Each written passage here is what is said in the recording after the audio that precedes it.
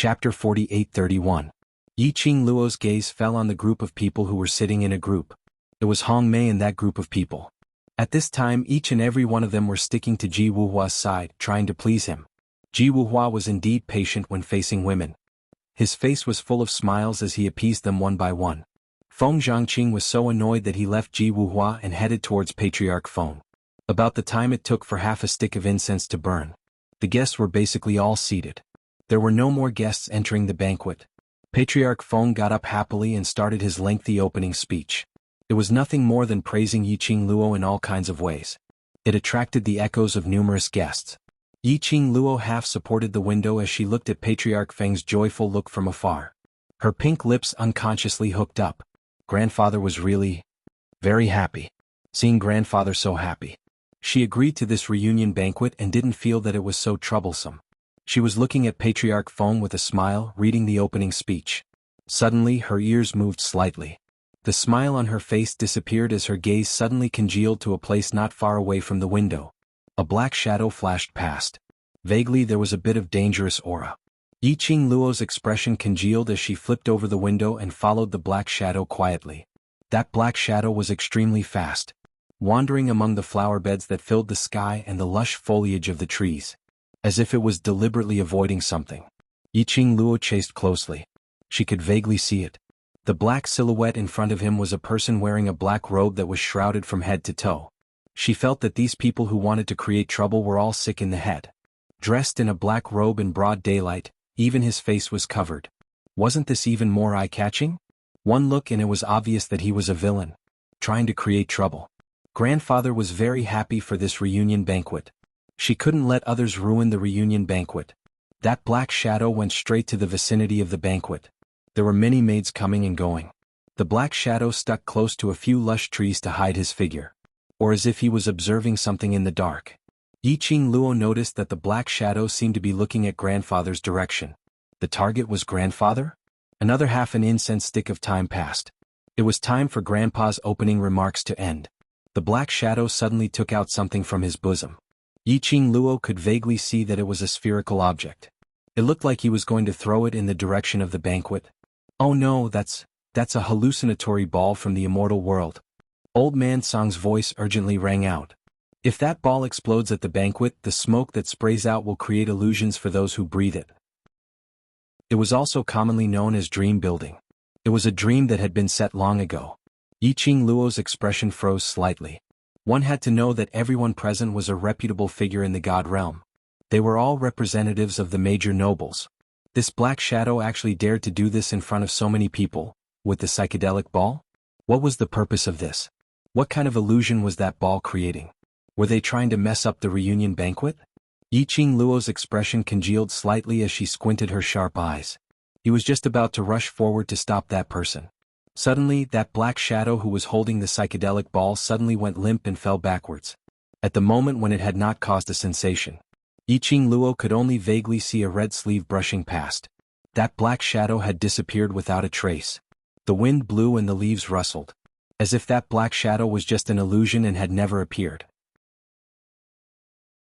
Chapter 48-32. Yi Qing Luo's eyes congealed as her brows furrowed slightly. She quickly moved and stopped at the place where the black figure had hidden itself. Her gaze surveyed the surroundings as she released her senses. Indeed, she didn't feel any abnormality. Impossible. Someone must have taken that black shadow away just now. What was their motive? Not waiting for Yi Qing Luo to ponder over the reason. A mischievous person came looking for her. It's you? Hong Mei's voice was heard. You commoner, you really sneaked into the banquet. What motive do you have? Yi Qing Luo turned her head. Then, he saw Hong Mei leading a few of her bewitching girls and 10-odd guards charging over in a ferocious manner. Hong Mei originally led a group of sisters, surrounding Ji Wuhua and fawning on him. But there were too many people crowding around. She only had one husband. Even if Ji Wuhua treated every lady gently and said a few words to her. But there was no way to take care of everyone. Plus Hong Mei had just been ridiculed by a commoner young lady.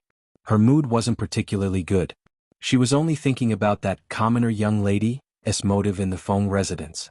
It was a coincidence. She just happened to see the red-robed young lady's figure looming in the trees not more than 10 steps away from the banquet. She seemed to be hiding there. spying on everything at the banquet. Hong Mei was instantly excited. Indeed, someone who sneaked into the banquet. Now she was still hiding in the dark and didn't dare to show her head. If she was at the Feng family's banquet. If she caught this unknown person. If she caught her in public and chased her out of the Feng family's courtyard. This was also beneficial to her family. It could also let her husband's sight be placed on her alone. And that slut would also be cursed by everyone in the god realm. Hence. Which resulted in the above incident where Hong Mei led her men to surround Yiqing Luo. Hearing the familiar voice in that mischievous tone, Yiqing Luo raised her brows as she looked at Hong Mei. She hadn't looked for Hong Mei yet. Hong Mei actually came knocking on her door.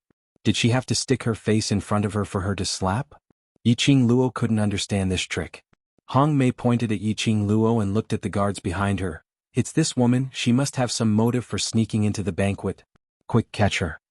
The guard stared at the girl in red in front of him. Suddenly he hesitated. The girl in front of him was enchanting and charming. Her pair of charming eyes seemed to ripple with the colors of the starry sky.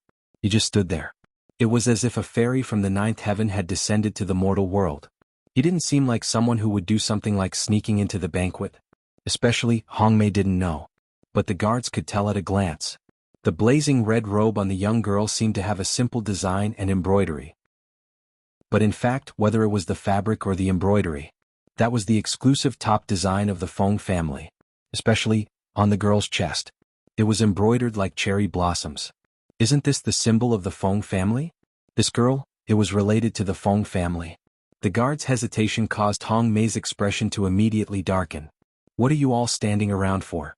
I can guarantee you that she doesn't have an invitation on her. Looking at Hong Mei's gloomy face, Yiqing Luo's heart suddenly welled up with a trace of playful laughter. Her pink lips curled up into a bright smile. Yeah, I don't have an invitation. Heard that? She admitted it herself. Hong Mei grabbed the guard next to her. She doesn't have an invitation and yet she appeared here sneakily. There must be something wrong. Yiqing Luo's smile became even more radiant as her long and narrow eyes curved. Chapter 48-33. I'm so powerful, even without an invitation I can still come and go freely in the Feng family. The young lady said with a smile. Her tone was very calm. Without showing off at all. As if she was stating a fact. But this smile fell into Hong Mei's eyes. That was a blatant ridicule. She clenched her fists and sneered coldly. Who do you think you are? Saying such words at the Feng family's banquet, aren't you afraid of cutting your own tongue? Some people just overestimate themselves. You've already been caught in the act, yet you're still putting on an act. Relying on that vixen face of yours, even the Feng family's guards are captivated. What a great ability. Isn't that so? The girls started to talk at once and started the ridicule mode. The guards' faces darkened when they heard that. What did it mean that they were captivated by a woman? They didn't have any eyesight. And even questioned their professional security? But the other party was a guest. No matter how dissatisfied they were in their hearts, they had to forcefully suppress it down. Ignoring this group of women. The young lady who was ridiculed by the crowd. At this moment, her hands were crossed in front of her chest, looking at them lazily. As if looking at a retard. That enchanting and charming face, there wasn't a bit of embarrassment and anger. That kind of arrogance, elegance. It was an innate nobility that was naturally formed. What you said is right, some people just overestimate themselves. The young lady's clear voice with a hint of ridicule. She tilted her head and blinked her charming eyes. Why don't we make a bet? What do you want to do? Hong Mei's brows tightened vigilantly. Yiqing Luo's pink lips curled up slightly. Let's bet between the two of us. Who will be thrown out of the Feng family's courtyard first? How about it? Hong Mei stared at her up and down as if trying to see what tricks she was playing. Yiqing Luo's slender fingers touched her lips. You don't dare? Sister Hong Mei, just bet with her. The girls opened their mouths. You are the niece of the acting god emperor. She is a thief who sneaked into the Feng family's residence. Naturally she will be thrown out of the Feng family's courtyard. Why are you afraid of her? Hong Mei heard this and felt that it was reasonable. Even if she had caused such a huge commotion at the banquet. However, what she did was to maintain the order of the banquet and the safety of the guests. For the sake of her mother and uncle's relationship. How could the Feng family possibly drive her out? This girl. He was probably trying to make use of her suspicious personality. He was purposely scaring her. Thinking like this, Hong Mei calmed herself down. What do you want to bet? Give me something simple. Yiqing Luo casually snapped her fingers. I bet you will be thrown out of the Feng family immediately, and your family will also be removed from the list of nobles. You. Hongmei's expression changed. She clenched her fists and clenched her teeth. What if I don't? Yiqing Luo tilted her head and smiled innocently. I'm at your disposal. A haze flashed across Hongmei's eyes. Fine, you said it yourself. Of course. Yiqing Luo's pink lips curled slightly. If I win? There's no need for you to do anything too difficult. She pointed her slender fingers at the ground. Just kneel on the ground and shout you're a pig 3 times. Hongmei was so angry that she gritted her teeth. Yiqing Luo didn't seem to know and put on a considerate look. Isn't it very simple? No need to thank me who asked me to be so kind. Hongmei took a deep breath. This girl, every word and sentence, was deliberately leading her imagination to run wild. On the surface she looked calm. In fact, her heart had long been flustered. She would like to see. How much longer could this young girl continue acting? Chapter 48-34. Good. Hongmei gritted her teeth and spat out a word. After that, she carefully stared at Yiqing Luo's expression, trying to see the panic on the young lady's face. But she only saw a mocking sneer on the young lady's face, as though she had made a stupid decision. Hongmei's heart thumped hard. She had an inexplicable ominous premonition. After Hongmei agreed, Yiqing Luo's long and narrow eyes curved up, like a blooming rose full of flames. I wish you good luck. I hope your position in the Feng family is very high. Words with a smile. But it was full of ridicule. Hongmei sneered and raised her chin. That's natural. The girls next to her laughed like a flower. I'm afraid you still don't know who our sister Hongmei is? She is the niece of the acting god emperor. The acting god emperor and the host of today's banquet, Patriarch Feng, are father and son. That means, Sister Hongmei is Patriarch Feng's granddaughter. The girls laughed together. Do you think Patriarch Feng will chase Sister Hongmei out? Under the flattery of many beautiful women, Hongmei was even more proud. Suddenly she became more confident. Looking at the group of girls in front of her, she smiled delightedly. Yiqing Luo's expression didn't change as she lightly spat out a word, oh. After that, her pink lips curved. Then you know. She raised her slender hand and pointed at the banquet, at the old man standing at the main seat. Her charming eyes winked playfully at him. After that, she retracted her gaze and looked at Hongmei. This banquet, who is it for? Don't tell me you want to say it's you? Hongmei ridiculed. Yiqing Luo nodded smilingly, yes. Hongmei couldn't help laughing. Ha! You don't even know who today's banquet is for and you dare to say it's for you. This is the funniest school bell I've ever heard. Today is the banquet set up by the Feng family's patriarch for his granddaughter. Don't tell me you're going to say, you're Patriarch Feng's granddaughter? Ah. A few of them were giggling like orioles and swallows. The purple-clothed, black-haired girl rested her chin on her slender hand and nodded seriously. It's me. Ha ha, the group of people laughed even louder. Amidst the women's mocking laughter, the girl moved gracefully. He walked past them and headed straight for the banquet. A young girl dressed in a purple dress that was as beautiful as jade walked slowly and elegantly. Her silky black hair was combed into an exquisite hairstyle. Her enchanting face was devastatingly beautiful. She was like a fairy that had walked out of a painting. With a single glance, one would be captivated. After Hongmei's disturbance, almost everyone's attention was drawn to him. Hongmei's voice was so loud. Everyone could roughly understand what was going on. They were all trying to guess the girl's identity. Everyone watched as the girl walked step by step towards the main seat of the banquet, towards the high-spirited old man dressed in an embroidered robe. Then he stood in front of the old man. He stretched out his hand. She smiled and said in a soft voice, "Grandfather." 2 simple words. However, it was like a bolt of lightning that struck the hearts of everyone present. One after another, they stared nervously at Patriarch Feng's expression. Immediately, they saw the old man raised his hand and held the girl's hand. You, this child, are naughty. What's going on? Didn't I tell you to listen to grandfather's words and come out? Why did you run out by yourself? Although his words were filled with complaints, but it was full of concern and pampering. 6 friends who read books, you can search for Blue, and you'll find this site in the first instance. Waste 7th young miss, Overlord, be gentle with your love. Chapter 48-35. Yi Qing Luo intimately moved forward and held the old man's arm. What happened just now? Let's not tell grandfather for the time being. In case he was worried. She would tell Uncle Bone when there was a chance. Let Uncle Bone pay attention to the Feng family's courtyard. I just wanted to sneak out to take a look. I didn't expect. The young lady looked towards the direction of Hong Mei and the others. She deliberately diverted the topic. Hong Mei's action had already attracted the attention of the guests at the banquet. Yi Qing Luo said so. Everyone's vision turned towards Hong Mei. Suddenly they heard what Yi Qing Luo hadn't finished her sentence. Miss Feng wanted to sneak out to take a look because of the liveliness of the banquet but was caught by Hong Mei. She insisted that the other party was a thief who sneaked into the Feng family courtyard. This was a big misunderstanding. The way everyone looked at Hong Mei was filled with the expression of watching a good show.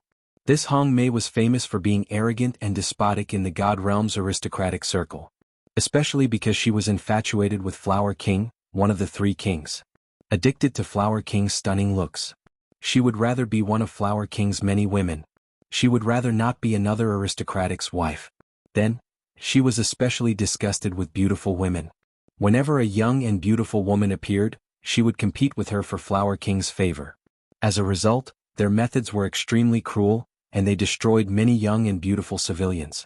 What's more, there were some aristocratic ladies whose status was not as good as Hong Mei's family. But Hong Mei had a good mother. She had a relationship with the acting god emperor.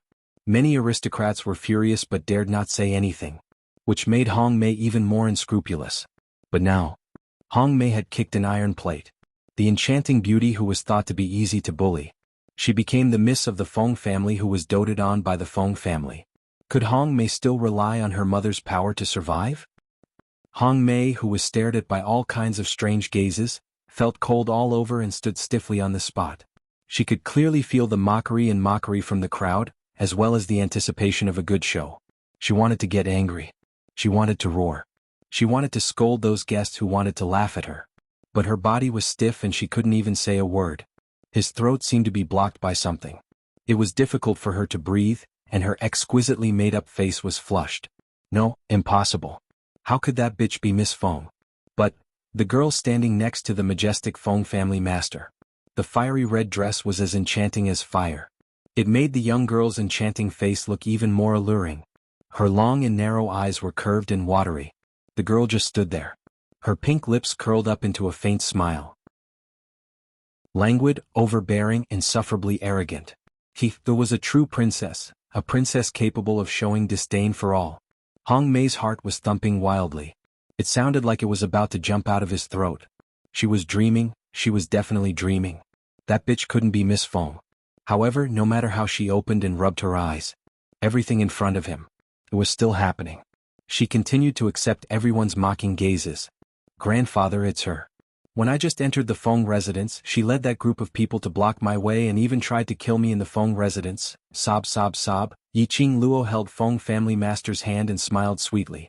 But the words that came out of her mouth were full of grievances. Hong Mei was so angry that her expression changed. Chapter 48-36. You still have the cheek to mock me for having my family to back me up? What you're doing now, how are you any better than a 3-year-old? He was a slut who would complain to his elders if he couldn't win, and let his family back him up. How dare he say that to her? Yi Qing Luo's long and narrow eyes curved as she smiled brilliantly, teasingly and provocatively spat out the words, "You have a backer but you don't use it, you're a fool." He didn't want to complain. How was he going to make her hate him? Kill him? Feng clan master's face suddenly darkened. His gaze was sharp as he coldly glanced at Hong Mei. Miss Jiang. His voice was dignified, cold and dignified. I don't know how my granddaughter offended you. You pestered her again and again, and you even insulted my most beloved granddaughter at such an important moment of the Feng family's banquet? What's more, he wants her life. His questioning tone caused the atmosphere of the entire banquet to tense up. Jiang.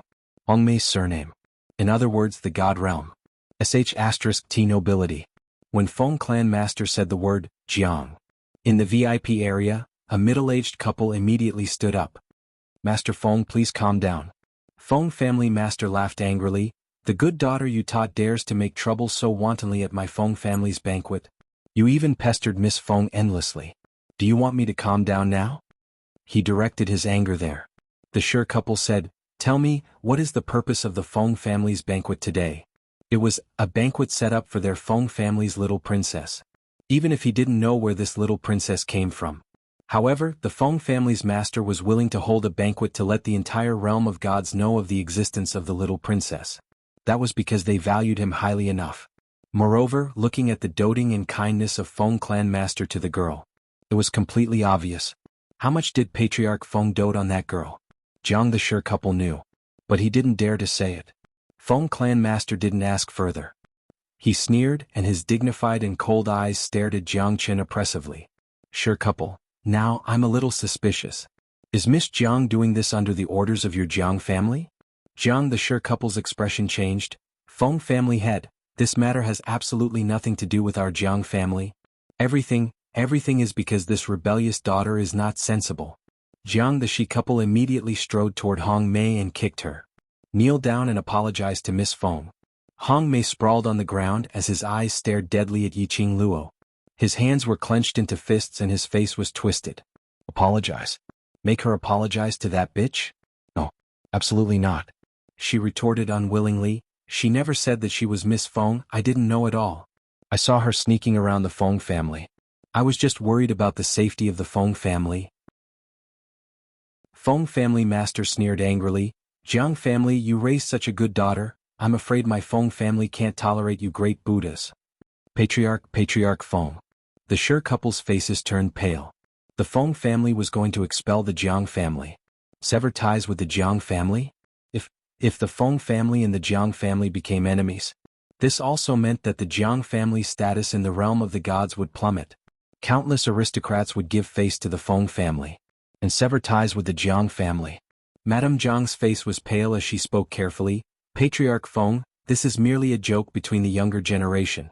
Hong Mei is just thinking of the Feng family's safety. She paused and continued, Acting God Emperor knows Hong Mei very well and knows that Hong Mei this child doesn't have any bad intentions. Chapter 48-37. Madame Jiang deliberately mentioned Feng Liqiong. She hoped that Patriarch Feng would calm down for Feng Liqiong's sake. But Madame Jiang didn't know what happened to the Feng family. She didn't know that Patriarch Feng was still angry with Feng Liqiong.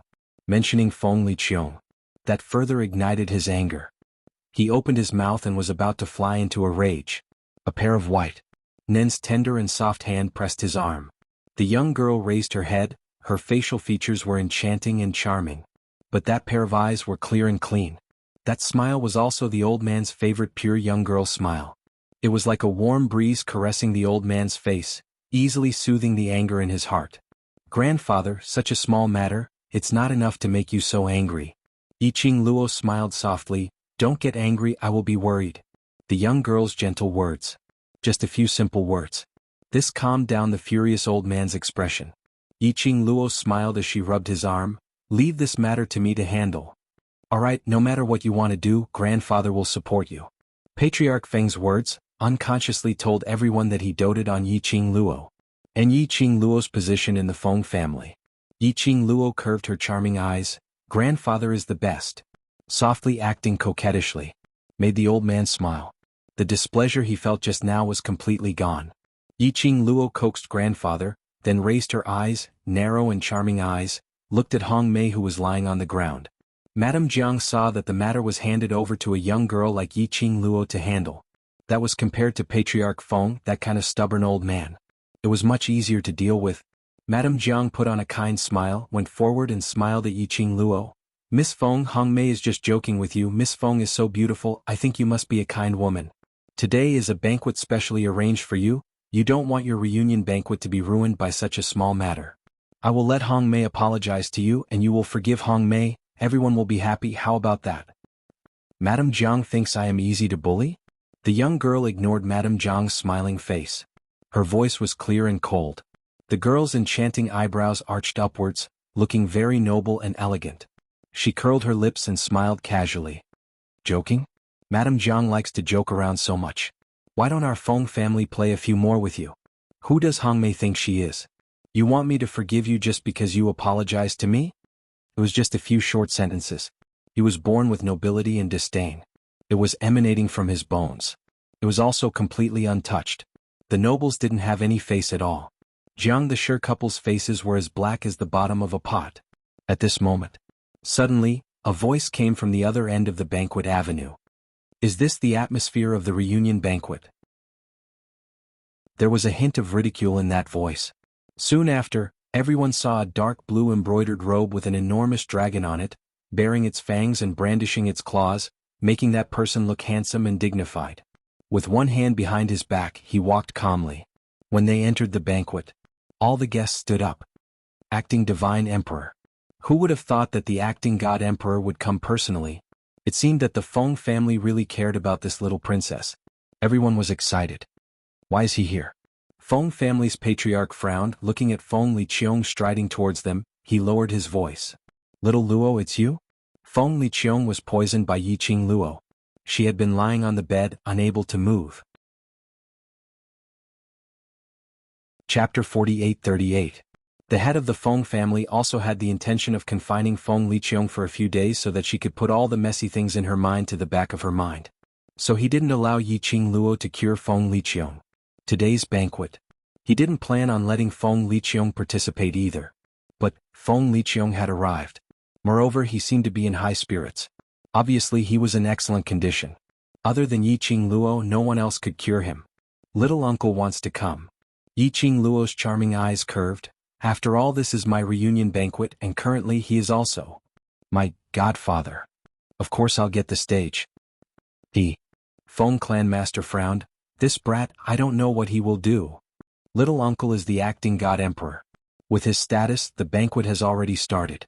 How could he cancel the banquet at the last minute? Yiqing Luo wasn't worried that Feng Liqiong would do that. To youngest uncle, protecting the Feng family and protecting God Emperor's reputation is the most important thing for him. Therefore, even if he really wanted the so-called treasures of the Feng family, he had been suppressing the restlessness in his heart. He was only secretly searching for the Feng family's treasures in a way that would not harm the Feng family. Feng family lord glanced at Feng Liqiong and snorted a few times. You're too soft-hearted. If that bastard does anything to embarrass you later, don't blame me for not giving face to his acting Shen Huang. His words were full of disdain. But the old man was obviously very happy. This reunion banquet. Naturally, it was best for the Feng family to be present. A family should be neat and tidy. Feng Liqiong strode to Feng clan's lord's side, then turned around and faced the guests. Isn't this a banquet? Why are you all standing there? Be uncle? Suddenly Hong Mei burst into tears. Uncle, save me. Save me. Hong Mei scrambled to her feet and pounced at Feng Liqiong. Uncle, Miss Feng. Miss Feng wants to kick me out of the banquet. You have to save me. I don't want to be kicked out. She still had a bet with Yiqing Luo. He was really chased out. How could she have the face to live in this world? A figure suddenly appeared and knelt in front of Feng Liqiong. The Jiang couple were frightened out of their wits. When he saw Feng Liqiong's gaze shift to Hong Mei, he was startled. Madame Jiang had to grit her teeth and took the lead to take control of the sovereignty. Acting Shen Huang, Hong Mei is just thinking for the safety of the Feng family. There is no malice. There is no need to make the younger generations play so stiff. Hong Mei sobbed and pinned all her hopes on Feng Liqiong. Uncle Mei knows she was wrong. Mei won't mess around again. Uncle, please forgive Mei this time. Feng Liqiong's eyes widened. Feng Liqiong's brows creased slightly as she lowered her head to look at the young lady by her feet, and then glanced sideways at Yiqing Luo. As though he wanted to see what Yiqing Luo's attitude was. Yiqing Luo knew what Feng Liqiong meant. Although Feng Liqiong would not do anything to tarnish the reputation of the Divine Emperor and the Feng family. But that didn't mean he wouldn't deliberately target her. After all, for her, Feng Liqiong still felt uncomfortable. No matter what she showed, Feng Liqiong would protect Hong Mei. Yiqing Luo simply curled her pink lips and smiled sweetly. I didn't expect Miss Hong Mei to be Godfather's niece. In this way you can be considered as my cousin. When she said the words Godfather and cousin, the young lady deliberately emphasized the tone of her words, revealing some meaningful ridicule. Chapter 48:39. Feng Liqiong's face turned slightly red from the two forms of address. The feeling of being called Godfather by his own niece was really awkward, especially when he heard his own niece mentioning another niece in a mocking tone. He almost couldn't hold back and wanted to explain. but after meeting the young lady's slightly teasing long narrow eyes, Feng Liqiong still suppressed this impulse. Immediately after, he heard Yi Qing Luo's extremely generous voice leisurely, "In addition, cousin Hong Mei is one of the flowers in the Flower King's backyard." He didn't know if the young lady did it on purpose. She intentionally mentioned one of the Flower Kings in the backyard, full of sarcasm. However, the young girl was full of smiles, like a blooming flower, bright and beautiful. There was no fault to be found. "After all, I am beautiful and kind-hearted, so I won't haggle with cousin Hong Mei." Yi Qing Luo touched her own face. "Where is she?" "Stay and attend my family reunion banquet." The meaning of her words was to let the Jiang family's aristocrats off. He was obviously humiliated in front of everyone with a smile on his face and politely. Hong Mei was forced by her own parents to bow and thank them. He was extremely lowly. Hong Mei was so angry that her face was twisted. However, he still avoided giving thanks and apologies that were as humble as dust. Yi Qing Luo waved her hand in a lofty manner. "It's all right, I hope cousin Hong Mei can open her eyes and use her brain." Immediately after, her charming eyes turned to Feng Liqiong. "Is Godfather satisfied with the way I handled it?" Feng Liqiong's face darkened. His face was cold and his eyes were icy cold, but the words he spoke were warm, which didn't match his expression. "Qing Luo is now the Feng family's miss. No matter what you do, you have your own judgment. Godfather will not obstruct you. Do whatever you want to do." That sentence was telling Yi Qing Luo she could deal with the Jiang family's aristocrats however she wanted. He wouldn't interfere. She didn't need to give him face. But was Feng Liqiong really so kind? Yi Qing Luo didn't believe it. That rotten old man of his is very bad. Who knew what game he was playing? In any case, it was right not to listen. Feng Liqiong's words caused Hong Mei, who had been kneeling on the ground, to go limp. The Jiang couple were so frightened that they almost knelt down. If the acting god emperor didn't care about them, their Jiang family would really be destroyed in a day. But fortunately, Yi Qing Luo didn't change her mind because of Feng Liqiong's words. She only curved her pink lips into a peerlessly beautiful smile. "Then it's decided. Mr. and Mrs. Jiang were right about one thing. Grandpa cares a lot about the reunion party. There's no need to affect Grandpa's and my mood for the unimportant people and trivia." She took Master Feng's arm and smiled at him intimately. "Grandpa, am I right?" "Little Luo is right. Whatever little Luo says is right." Patriarch Feng doted on him unconditionally. Yi Qing Luo's smile became even more joyous. This episode. And so the curtains fell. Feng clan master glanced at the Jiang clan's aristocrats and waved his hand. He gestured for them to return to their positions. Hong Mei was almost lifted up and brought towards the direction of the Jiang clan's aristocrats. Those women who had followed Hong Mei and acted as her accomplices were also taken back by their respective families. Ji Wuhua's side was instantly deserted by half. Ji Wuhua leaned lazily on Feng Zhangqing's shoulder as he gave a devilish smile. "Tsk, this little witty girl, I really like her more and more." Chapter 48-40.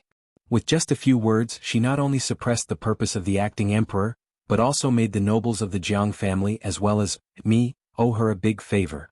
Ji Wuhua, who was covered in fleas, arched his back and said, "I can guarantee that she is definitely not someone who will let things go peacefully. I'm afraid there are more exciting things waiting for Hong Mei." "She's your woman. Don't you feel sorry for her?" Feng Zhangqing glanced at him. "Beauty. I feel sorry for her." Ji Wuhua smiled faintly. "Unfortunately, she's not a beauty anymore. So, what was there to feel heartache about?" His voice started to sound like horse fleas as he twisted his body. Miss Qing Luo is the most compatible with me. The more I see Miss Qing Luo, the deeper my feelings towards her." "Don't even think about it," Feng Zhangqing said lightly. "She can't possibly like you. How could there be a woman in this world who doesn't like me?" Ji Wuhua abruptly sat up straight as he caressed his own face with one hand. "Say, what kind of person do you think is able to attract Miss Qing Luo's attention?" He sighed. "I'm so good looking, but Miss Qing Luo doesn't even fancy me. Don't tell me there's a man who is better looking than me in this world?" Feng Changqing. He turned his head away with an expression that said, "I don't want to talk to this idiot." However, when Feng Zhangqing slightly lowered his eyes, that gentle face had a hint of melancholy that flashed for a moment before disappearing. Hong Mei returned to her seat. There were also sounds of ridicule coming from all directions. It was especially so for the noble lady who was not used to seeing her. She sneered, Some people are really bold. I'm afraid they didn't bring their eyes when they went out. They didn't even recognize the high and mighty Miss Feng. Not only did I not bring my eyes, I didn't bring my brain either. Does she have a brain? Ha! She actually wants to ask Miss Feng for the invitation to the Feng family's banquet. She is the Miss of the Feng family, the little princess that the master of the Feng family dotes on. Indeed, even without an invitation letter, she can still rampage in the Feng family. Ha ha, what a joke. Be it the lower realms or the god realm.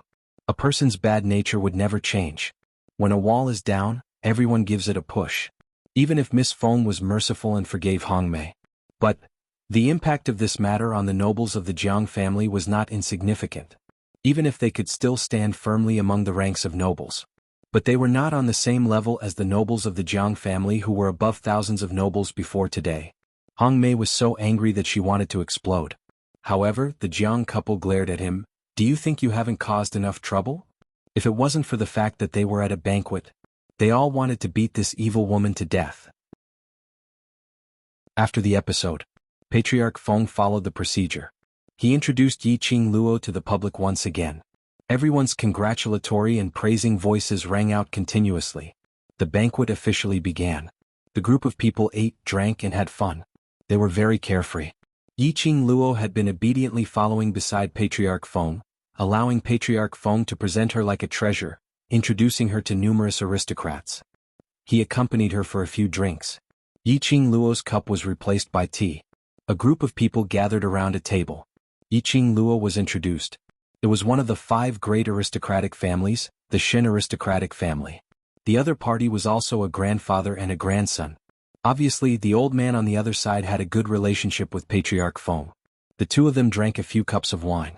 Old Shin began to inquire, "Where did Patriarch Feng deceive this granddaughter of yours? She looks so beautiful. I wonder if she is married?" The moment these words came out. Chapter 48-41. The Shin family wanted to be in-laws with the Feng family.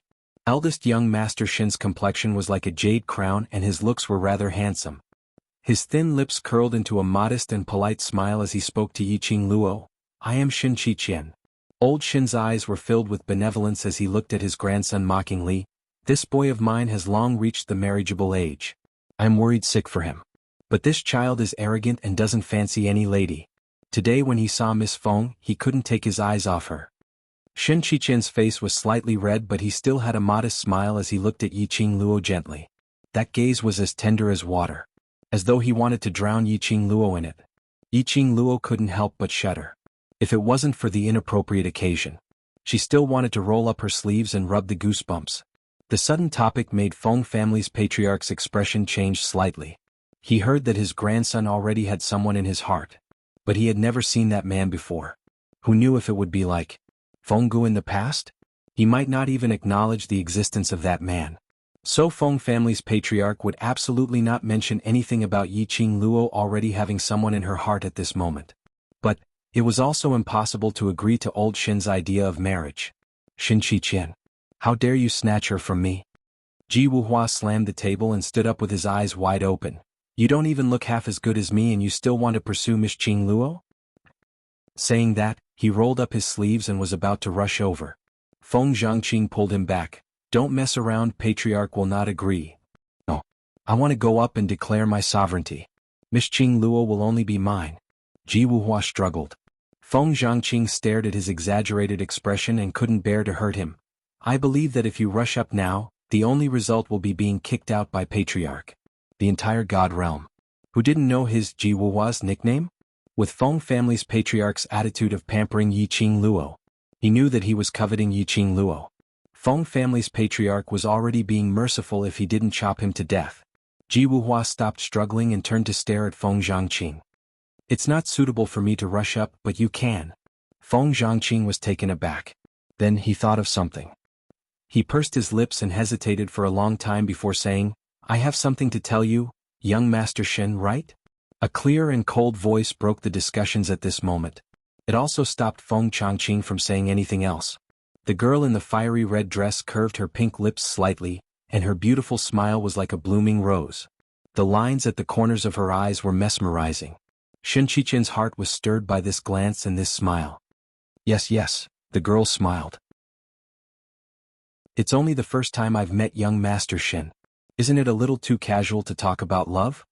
Old Shen's expression froze when he heard that. Shen Qichen's expression also changed slightly. However, the girl was smiling, polite and gentle. It was impossible for anyone to be angry at her. Shen Qichen hurriedly said, No, because I fell in love with Miss Feng at first sight. Love at first sight? Yiqing Luo's smile deepened. All love at first sight is just lust. To put it bluntly, young Master Shen is only interested in my body. This body. And it was fake. An enchanting and charming face that could cause the downfall of a country, plus the identity of Feng family's Mississippi.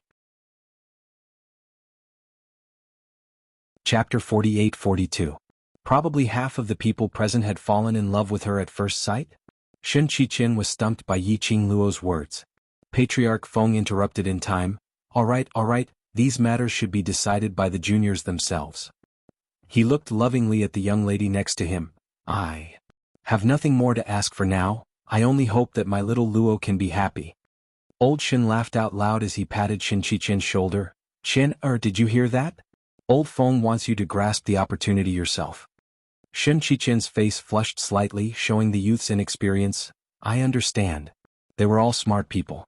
Every word and sentence could lead to various topics. Patriarch Feng naturally wouldn't fall out in front of everyone. Shen Qichen's eyes were filled with tenderness as he looked at Yiqing Luo with a modest and warm smile. Miss Feng, I will use time to prove my sincerity. Yiqing Luo? She wanted to vomit. To tell the truth, she didn't want to expose Shen Qichen's modest mask. No matter how young and inexperienced Shen Qichen appeared, no matter how tender he was, she could see the greed and yearning in Shen Qichen's eyes. To put it bluntly, he got close to her because of her identity as the Feng family's Miss, plus this face. Of course, even without this face, Shen Qichen would come over. His motive was too strong. Yiqing Luo was just about to put on a smiling face. Suddenly, a voice was heard from not far away. Sincerity in time, we don't need to trouble eldest young Master Shen. Feng Liqiong walked over slowly. He squinted his eyes dangerously as he looked at Shen Qichen with a faint smile. Our little Luo already has a fiancé. What? Shen Qichen frowned in shock. How is this possible? Why is it not possible? Feng Liqiong scoffed lightly as he strode to Yiqing Luo's side. Yiqing Luo looked sideways as she stared at Feng Liqiong's face. He secretly reached out to his waist and pinched him hard. What is the meaning of this, foster father? Feng Liqiong's expression remained unchanged as he straightened his back and looked towards the direction of the guests. Changqing, come over. Feng Changqing rose to his feet. Ji Wuhua grabbed his arm. What do you mean? Feng Zhangqing shook his head imperceptibly, a complicated look in his eyes. He walked to Feng Liqiong's side. Feng Liqiong pushed Feng Changqing in front of Yiqing Luo and smiled lovingly. Little Luo, this is your future husband. Yiqing Luo, Patriarch Feng, Ji Wuhua, everyone, what the F***ck, what the hell? Feng Changqing, her future husband? The corners of Yiqing Luo's mouth twitched as she tried hard to calm down the emotions on her face. Godfather, I think you should think carefully before you speak. The arc of that smile was filled with danger. Feng Liqiong's expression did not change. Since ancient times, marriages have always been arranged by the parents and arranged by the matchmaker. I've watched Changqing grow up, so his character is naturally trustworthy. Marrying him is definitely the best choice. Feng Liqiong. Feng Clan Master was shocked by this change, and he was so angry that he gritted his teeth. This unfilial son. She just wouldn't let him be at ease? He clearly knew that little Luo's heart belonged to someone, and even forced her to marry Feng Changqing. If this wasn't intentionally creating trouble, then what was it? Yiqing Luo couldn't help but burst out laughing. She found it strange. Early this morning, Feng Changqing was waiting for her outside. He volunteered to be the horse groom, sending and receiving the entire set. Chapter 48-43. In particular, his every movement seemed to release his hormones, intentionally or unintentionally. Usually, Feng Zhangqing was gentle like jade and dressed like an elegant gentleman. But today he had obviously dressed up meticulously. Although Yiqing Luo felt strange, she didn't think too much about it. After all, there was still Ji Wuhua by the side. Feng Zhangqing didn't do anything else. But now, Yiqing Luo understood the reason behind it. It was clear that Feng Liqiong had planned this from the start. Trying to tie her and Feng Zhangqing together? Was she sure that she wasn't willing to spoil this banquet? Mother her secluded palace didn't play any tricks. Instead it was Feng Liqiong, who was stirring up trouble here. Yiqing Luo expressed. She wanted to punch someone but she still had to maintain her smile. Little Luo and Zhangqing have always been getting along well. If the two of them can develop further and turn my disciple into my son-in-law, what's wrong with that? Feng Liqiong smiled warmly and arrogantly. His phoenix eyes were slightly raised as he looked at Yiqing Luo in a slightly provocative manner. Yiqing Luo gave a fake smile. If you want to increase our relationship, why don't you just acknowledge him as your godson? Feng Liqiong waved her hand.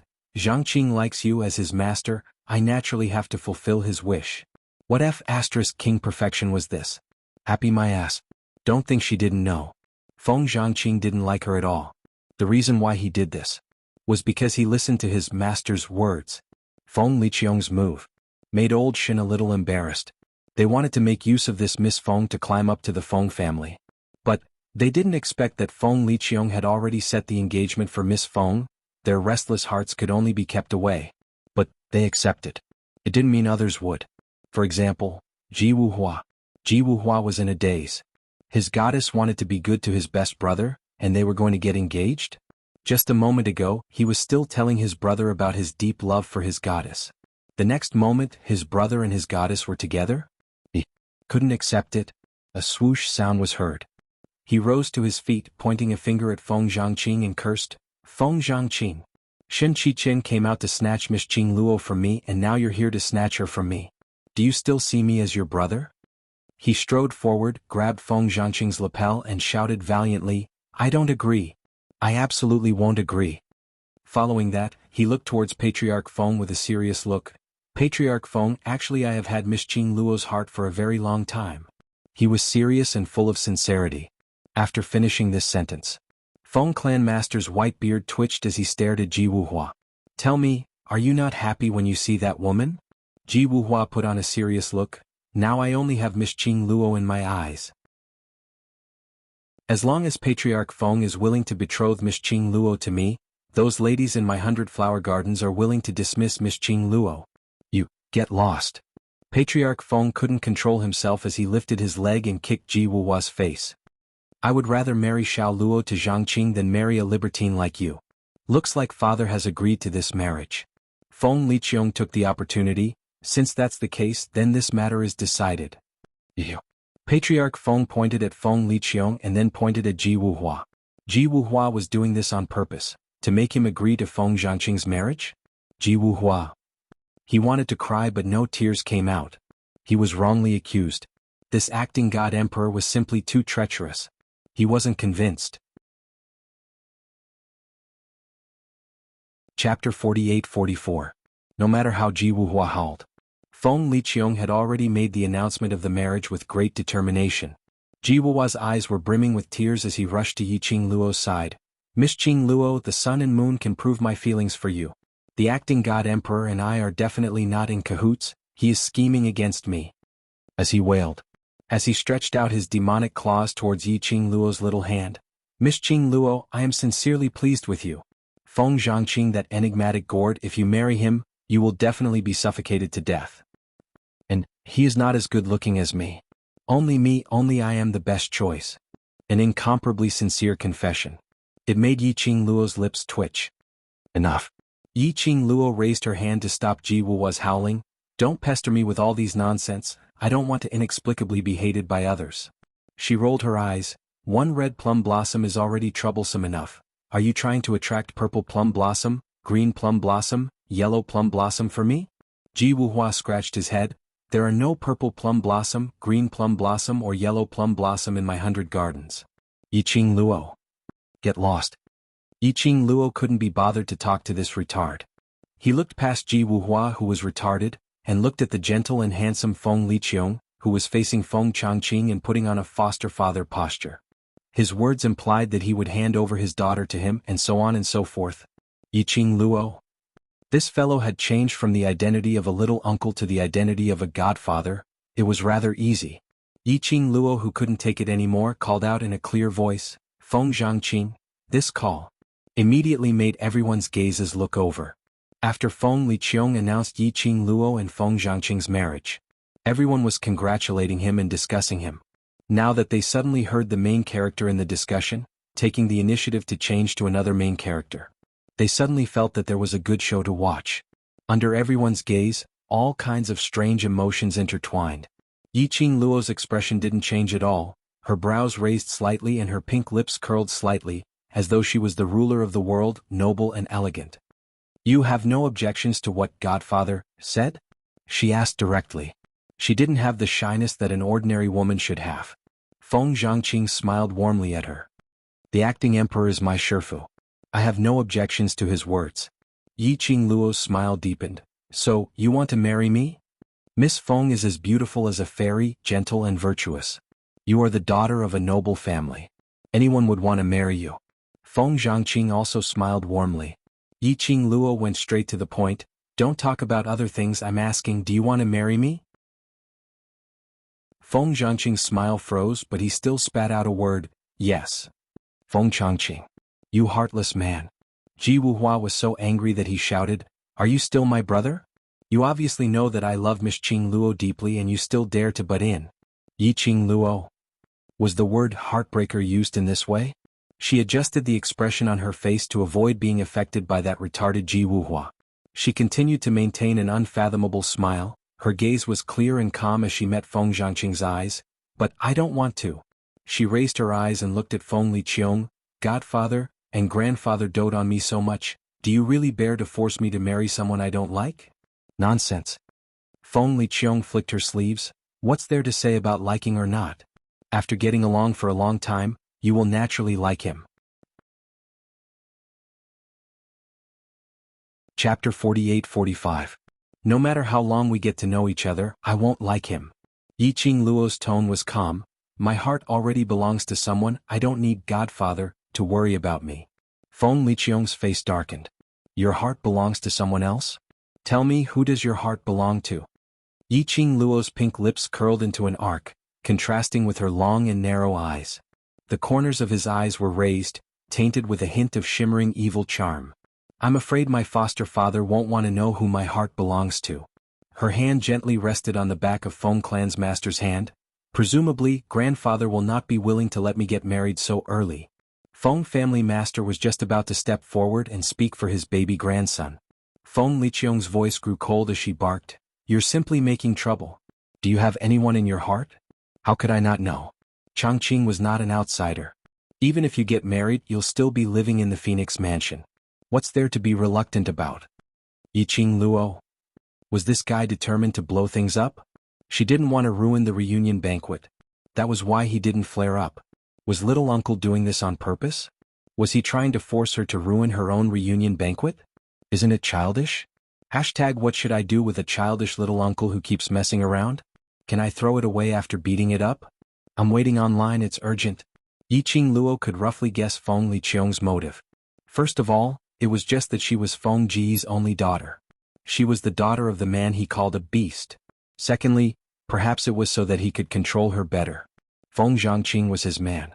If she was really engaged to Feng Zhangqing, in that case she would stand on his side because of Feng Changqing. In the end, Feng Liqiong still hadn't given up on the idea of finding the Feng family's treasures.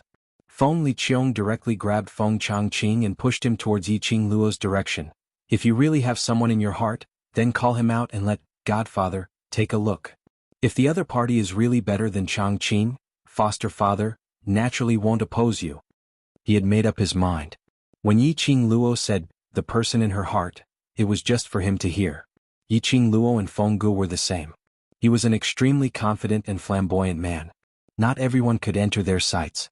Back then, if it wasn't for that man, who used special methods, how could Feng Gu be so loyal to him? Yiqing Luo looked at Feng Liqiong's slightly gloomy handsome face as a sliver of fury gathered in her eyes. She guessed that he might be thinking about how Feng Gu had risked her life for love. He wanted to get rid of the thorn in Feng Liqiong's heart. It seemed that it would take a long time. Before that, where was she going to find her lover? To be honest, she wanted to see the person in her heart more than anyone else. Her Xian had disappeared for a long time. She remembered. Uncle Bone had said that before. Xian should be investigating something in the god realm. She had been kidnapped to the divine realm. A few days ago the deaths of the 5 nobles had caused a huge uproar. Xian should also know that she was here. Today they were holding a banquet to recognize him. It could be said that there was no one in the god realm who did not know of her name, Fengqing Luo. If Xian heard this name, he should be here to look for her. Could it be that Xian had met with some danger? It was fine if he didn't think about it. Thinking about it, the longing which had been suppressed in her heart gushed out like a tidal wave. Her slender fingers clenched tightly, thinking of going to the backyard to look for Uncle Bone and ask him about Diamo Xian's whereabouts. Just at this moment, a noble and cold voice rang faintly from the sky. I am her sweetheart. Chapter 48-46. This sentence resounded through the entire Feng family's courtyard, and instantly attracted everyone's attention. Pairs of eyes all focused on that. At the most corner of the banquet, a figure covered in flames and blood slowly stood up. His red robe was like a blazing fire, flickering with brilliant light. A head of ink-black hair was fixed by a simple but luxurious jade crown. When that man raised his head, his cold and solemn face was exposed to everyone's eyes. Pitch-black eyes like a whirlpool, emitting a chilly aura. His body moved slightly. He had already turned into a red arc passing through mid-air, landed in front of Yiqing Luo. Slender arms directly wrapped around Yiqing Luo's shoulders. Like a fiery red robe, contrasted with the young lady's blazing long dress, actually made the both of them dazzling. Red clear pavilion. Pavilion master? Someone recognized that man's appearance and immediately stood up in shock. A soft call immediately caused numerous people to exclaim. One by one they looked at that cold-faced man in astonishment. Red clear pavilion. That mysterious force that shuttled through the upper realms. Although they heard Red Clear Pavilion Master was someone from the heaven realm, but he was able to make the god realm completely unable to grasp him. It was as if the head of a dragon was nowhere to be seen. Unexpectedly, the Pavilion Master of Red Clear Pavilion actually appeared at the Feng family's reunion banquet. And Red Clear Pavilion Master even self-exposed that he was Miss Feng's sweetheart. Not only the surrounding guests were in disbelief, even Feng family's patriarch and Feng Liqiong were stunned. Little Luo. Your sweetheart? Feng family's patriarch asked in disbelief. Impossible. Feng Liqiong frowned. Red Clear Pavilion Master and Little Luo have no interaction. How could he possibly be Little Luo's sweetheart? If Little Luo's sweetheart, he is obviously at the banquet, why hasn't he appeared? His gaze was like a torch, bringing out the prestige of the acting god emperor, majestically staring at this expressionless cold-faced man in front of him. Red Clear Pavilion Master. This existence that even the god realm had a headache. He had been the acting god emperor for so many years. He had yet to see this so-called Red Clear Pavilion Master. The current Yiqing Luo had a dazed look on her face. She didn't expect this at all. Zhu Wuxin had actually appeared here. Yes, Zhu Wuxin.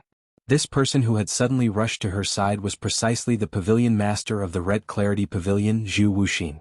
Why are you here? Yiqing Luo's slender brows creased slightly as she stretched out her hand to push Zhu Wuxin in. The man slightly lowered his cold eyes.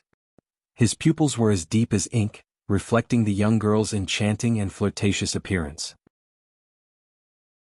His arm exerted more strength to stop Yiqing Luo from struggling. If you don't want to marry that kid, then don't move. Yiqing Luo's brows creased even more tightly. Grabbing Zhu Wuxin's arm, she exerted force and broke free from his embrace. In the young girl's eyes there was obvious displeasure. She hated his touch. She did not want her body to be tainted by his scent. Zhu Wuxin's eyes dimmed little by little. It was like the light of hope was extinguished bit by bit. Little Luo, what is going on? Feng Liqiong naturally could tell that the atmosphere between Yiqing Luo and Zhu Wuxin wasn't the kind of sweet lovers. Yiqing Luo's expression obviously wasn't very good. She's throwing a tantrum with me. Zhu Wuxin spoke in a serious tone with an expressionless face. She's blaming me for not coming to look for her for such a long time. Following that, he looked towards Feng family's patriarch as his expression turned slightly gentler. I hope Patriarch Feng can forgive me for not paying a visit for such a long time. Chapter 48-47. Patriarch Feng's expression was strange as he didn't know how to answer Zhu Wu Xian's question. He only shot a puzzled look at Yiqing Luo. Yiqing Luo shook her head at Patriarch Feng. I have nothing to do with him. Qing Luo. Zhu Wu Xian sighed softly as he looked at Yiqing Luo with an obvious pampering and helplessness. I know, I've made you angry. That gentleness and pampering. Along with that cold face, that chilly temperament. It totally didn't match. But this made everyone feel that Zhu Wu Xian's words were true. If it wasn't for the fact that he truly loved her to the bone. The aloof, cold and emotionless him. How could he possibly show such a pampering and gentle gaze towards a lady? After all, everyone present had heard of the reputation of the Red Clear Pavilion's pavilion master. Yiqing Luo patted the place where Zhu Wu Xian had hugged earlier. Her enchanting face was slowly covered with coldness. Her gaze towards Zhu Wu Xian was very cold. There wasn't a single bit of emotion. Young Master Chu, my adoptive father disregarded my wishes and announced my marriage in public. Now you want to ruin my reputation as well, don't you? That cold gaze. As though a sharp knife had pierced into Zhu Wu Xian's heart. Obviously, his appearance could have helped her block this inexplicable engagement. Obviously, as long as she cooperated, she would be able to spoil Feng Liqiong's scheme. But Yiqing Luo didn't hesitate at all. She chose to reject. Because she didn't want to have anything to do with him. Even if it was just to cooperate and avoid the current predicament. She wasn't willing. Being stared at by Zhu Wu Xian without blinking. Yiqing Luo frowned slightly. Zhu Wu Xian's pitch-black pupils were filled with sadness. So sad that it made one feel heartache. Her pink lips pursed tightly as she didn't look at Zhu Wu Xian. Her eyes were calm as she looked towards Feng Liqiong. Godfather, this farce should end right? Feng Liqiong hadn't even opened her mouth. The man in the fiery red robe walked swiftly to Feng Liqiong. And blocked Yiqing Luo's gaze. He gazed at Feng Liqiong as every single word was calm and clear. Acting God Emperor, I Zhu Wu Xian am pleased. His words were sincere and earnest. She wasn't shy at all. Then his cold eyes glanced at Feng Zhangqing. In terms of family background, appearance and talent, I Zhu Wu Xin am superior to Feng Zhangqing in every aspect. Acting Divine Emperor, why don't you consider me? Feng Liqiong frowned. He didn't know how to reject her. He favored Feng Changqing. It was only because Feng Zhangqing was his disciple. It was easy to control Yiqing Luo. However, if he rejected Zhu Wuxin and chose Feng Changqing instead, it was another form of confirmation that the Hongqing Pavilion's pavilion master was inferior to his disciple. He was afraid that it would cause a lot of controversy. Rejection is not. Neither rejection nor rejection. He hesitated for a moment before saying, but, I heard from little Luo that, she has no feelings for you. She has no intentions towards Feng Zhangqing. Zhu Wu Xian replied indifferently, I've known Qing Luo for a long time, she will like me. Feng Liqiong choked. He didn't know what to say.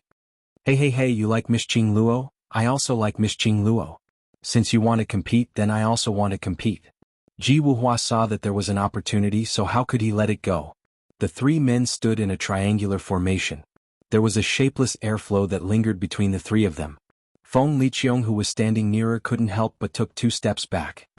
Have you guys had enough? Yiqing Luo couldn't take it anymore as she stared at the men standing in a triangular formation. This is my acknowledgement banquet, not a place for you to mess around. Chapter 48. Fight. Fight my ass. No matter how they fought, it wouldn't be theirs. Yiqing Luo's brows sunk as her vision fell onto Feng Liqiong first. Godfather, I respect you as an elder, but no one can tell me what to do in my future. Following that, her vision shifted towards Feng Zhangqing. And you, since you have no interest in me, why did you agree to this? Do you feel that I'm filial and listen to my master? Then have you ever thought that you have no interest in me and I have no interest in you, this kind of future? What's the meaning? She paused slightly as her vision fixed on Ji Wuhua. There's a possibility that you might even lose your best brother. Is this really what you want? Feng Zhangqing's pupils constricted abruptly. A trace of pain flashed past his gentle face. Right. Ji Wuhua immediately raised his arm. You're a heartless man who deserves to be cut into 1,000 pieces. You really hurt my heart. You obviously know that Miss Qing Luo is my goddess, but you actually agreed to the acting God Emperor's request. Shut up. Yiqing Luo stared at him. You're the most reckless one. Whoever you meet, you're the womanizer. You still have the face to come here to create trouble? Ji Wuhua's earlier valiant and high-spirited attitude as he clamored at Feng Zhangqing instantly softened. He was totally stunned. I'm sincere. He felt wronged. How was he a womanizer? He was just a philanthropist. Towards every beauty he treated them sincerely. Moreover, every beauty followed him willingly. Who asked him to be so good-looking? How could this be considered as womanizer? Ji Wuhua was indignant. Yiqing Luo saw through Ji Wuhua's thoughts with just one look as she gave a fake smile which didn't reach her eyes. This fellow was a total scumbag. So thoroughly scumbag. And he even licked his face to show that he was sincere? Sincere, my foot. He was a peacock, very bad. Yiqing Luo couldn't even be bothered to ridicule him as her vision directly turned towards Zhu Wuxia. Lastly is you?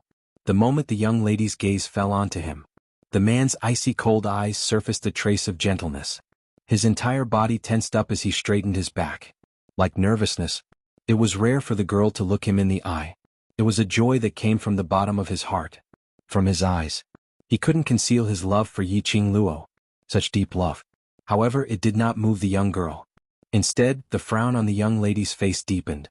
Chu Wuxin's obsession and deep feelings for her were ingrained in his bones. She really did not know how to face it. Time and time again he made things clear. However, she still couldn't stop this man from appearing in front of her. As for Zhu Wuxin, Yiqing Luo's feelings were complicated. This feeling had nothing to do with the feelings between a man and a woman. It was just pure heartache for Zhu Wuxin. For the time being, it should be called heartache. Yiqing Luo took a deep breath and suppressed the excess emotions. Her face turned cold as she said indifferently, Young Master Chu, I've already said what I need to say very clearly. Do you know that your pestering will only make me very annoyed? The girl's clear voice was as cold as a knife, piercing straight into people's hearts. Zhu Wuxian's face suddenly turned pale. Yiqing Luo's voice wasn't considered loud. But Feng Liqiong and Patriarch Feng, who were at a close distance, heard it clearly. After hearing the young lady's heartless words, both of their expressions changed slightly. Although Zhu Wuxian's identity was just a powerhouse that belonged to the heaven realm.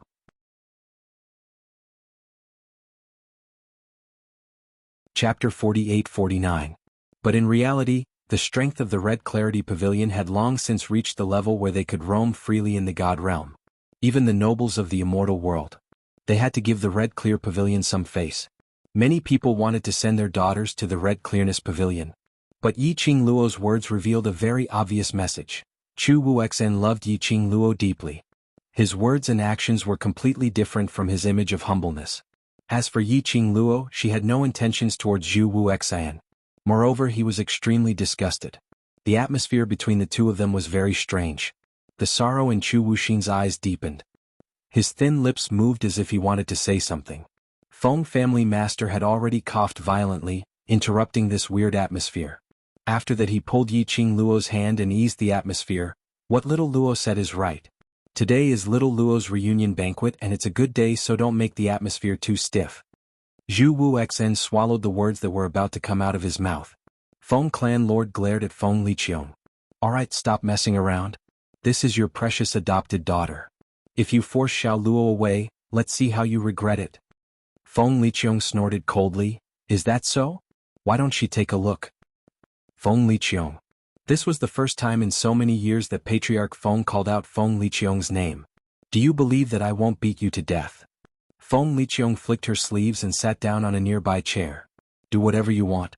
My adopted daughter doesn't listen to me anyway, so do whatever you want. There was a moment of awkwardness in the scene. They witnessed this farcical scene. Everyone was embarrassed. He couldn't understand what was going on with this family. Some people were guessing. This adopted daughter, named Feng Qing Luo, was actually not wanted by the acting God Emperor. It was Patriarch Feng who forced the acting Shen Huang to recognize this adopted daughter. Was that why there was such a scene today? However, even if that was all, she was doted on by Patriarch Feng. No matter how much the acting God Emperor disliked it, this young lady of the Feng family had a high status in the Feng family. He just didn't know just what was the background of this Miss Feng. I didn't come to the Feng family to listen to us and do things according to our requirements. The Feng clan's patriarch said in a low voice, whatever she wants to do, so long as it's within a reasonable scope, I'll support her unconditionally. As her foster father, you should do the same. He looked at Yiqing Luo. Little Luo, don't listen to your godfather, it's nonsense. Whatever you're not willing to do, grandfather will absolutely not let you do it. Feng Clan Master's words. This had basically established Yiqing Luo's position in the god realm. The acting god emperor's face didn't look too good. But it also obviously acquiesced to what Patriarch Feng said. That kind of pampering, that kind of protective. It caused Hongmei, who was hiding in the crowd, to be filled with hatred. She was filled with indignation and resentment. He felt that it was very unfair. Look at Yiqing Luo, not giving the acting god emperor any face, rebutting his words. But it happened. With Patriarch Feng's unconditional protection. That kind of pampering and protecting.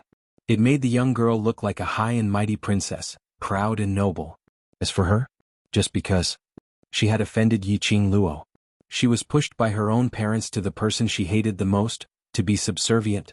Even her beloved husband had not spoken a word for her. And, when Yiqing Luo was engaged, he rushed up to express his feelings. But her? Why didn't she have anyone to protect her? Chapter 48-50. Hong Mei bit her lower lip tightly, her face was covered with a layer of jealousy. She clenched her fists, lowered her head, and her face was extremely distorted. If she was the granddaughter, who was loved and pampered by the Feng family's patriarch, she would be more like a princess than Yiqing Luo. What? Heavens were so unfair. Looking at the direction of the main seat, that joyful and harmonious scene, Hong Mei was so angry that her liver was hurting. She felt that she was about to be unable to suppress the jealousy in her heart. She suddenly got up from her seat and said softly, "My stomach is not feeling well, please excuse me for a while." Saying that, she didn't wait for Jiang. The Sure couple replied and hurriedly walked towards the other side. At this moment, everyone's sight was gathered on the main seat, watching this wonderful show. And they didn't notice Hong Mei's departure. But Yiqing Luo, who was far away at the main seat, just a glance and she could see the entire banquet clearly. Naturally, she saw Hong Mei's back view, which left in anger. She held Feng family's patriarch's arm and sat down, her long and narrow eyes squinted slightly. But it didn't show on her face. She just tilted her head and whispered a few words to Granny Feng. Granny Feng was stunned for a moment, took a look at the direction where Hong Mei left and immediately nodded solemnly. Yes, young Mississippi Feng family's patriarch saw Granny Feng left, his wrinkled hand, lightly patted the back of the young lady's hand. "What's the matter?" Yiqing Luo shook her head. "Nothing much, just made a few snacks and placed them in the room you asked me to wait for." "You're so considerate." Feng family's patriarch's smile grew wider. Just now some interlude.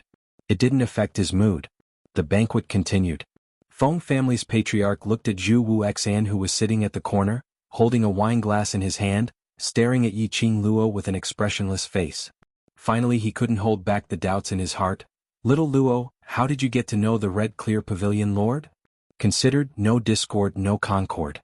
Yiqing Luo thought for a while and said, "I casually saved him once when I was young and he remembered it till now." Life-saving grace? Feng family's patriarch coughed lightly. As the saying goes, life-saving grace, there's no way to repay it, so you can only repay it with your body. Looks like the Scarlet Clear Pavilion's Pavilion Master is also giving his heart to you in order to repay a debt of gratitude. Yiqing Luo, what the F***ck do you mean by pledging yourself to him? Grandfather can tell that not only do you not like the Pavilion Master of the Red Clarity Pavilion, but you are also troubled, right? Feng family master sighed lightly. The Hongqing Pavilion's Pavilion Master looks extraordinary, his strength is extraordinary, and his status is also extraordinary. Why would little Luo reject him? He could tell. Zhu Wuxian really liked their Xiao Luo. His Xiao Luo was indeed a beauty. Moreover, she was a rare and good woman. But, what kind of woman had he not seen before for a man with the status of the Red Clarity Pavilion Master? Why did he only love his Xiao Luo? Most importantly, his family's Xiao Luo didn't even think highly of Hongqing Pavilion's Pavilion Master. Is little Luo's lover better than the Hongqing Pavilion's Pavilion Master? Feng family master couldn't help but be curious about what kind of person his future grandson-in-law was. To be able to make his Xiao Luo love and protect him so unwaveringly. Towards Yiqing Luo's extraordinary intelligence. He was not worried. But, Feng family's patriarch was afraid that Yiqing Luo would walk on Feng Ji's old path. So many outstanding cultivators looked down on her. But she chose a man who popped out from nowhere. Wholeheartedly. unswervingly devoted. In the end, it caused the biggest tragedy in her life. Chapter 4851. The current Yiqing Luo. 88 Read Book 2 in Fenggu was indeed somewhat similar. She wholeheartedly believed in a man. As for other people, he would never take a fancy to them. Yes. Yiqing Luo smiled at Feng family's patriarch with curved eyes. The gentleness in her eyes made her enchanting face look much gentler. She knew that her grandfather was worried about her. He also knew what his grandfather was worried about. She held Master Feng's hand with both hands. He is better than anyone, and the most important thing is, the smile on her lips deepened as she said slowly and firmly, he loves me more than anyone else. Feng Clan Master was amused by the serious and solemn face of the girl. He poked the girl's forehead and said, how can there be a girl as unreserved as you? You're not even married yet, but you're already speaking up for him. 8 yen read yen books. 2 is not equal to. Yiqing Luo's face didn't blush nor did her heart skip a beat. She didn't have the slightest shyness, because what I said is the truth. Beauty is in the eye of the beholder. You love him, so in your eyes, everything about him is good. Feng Liqiong laughed coldly. Back then, Big Sister said that the beast was truly in love with her, but what happened in the end? Love. Once a woman falls into the land of love. It was completely blind. What did he say? He loves her more than anyone else? In the end, it was merely Yiqing Luo who thought herself infallible. Since you refused to accept my arrangement to get engaged to Changqing, why don't you choose the head of the Scarlet Clarity Pavilion? Feng Liqiong crossed her arms and leaned back in her chair. At least for now, it seems that this Hongqing Pavilion's pavilion master really values you. Stinking brat. Feng family head grabbed the wine cup and smashed it on Feng Liqiong. Even food can't shut your mouth? Do you want me to let little Luo poison you again to calm you down? Feng Liqiong reached out to take the wine cup and said nonchalantly, honest advice grates on the ear. I'm just worried about little Luo, that's why I'm giving her this advice. Little uncle, why don't we make a bet? Yiqing Luo stopped Feng family's patriarch from throwing the wine cup and smiled at Feng Liqiong. Bet.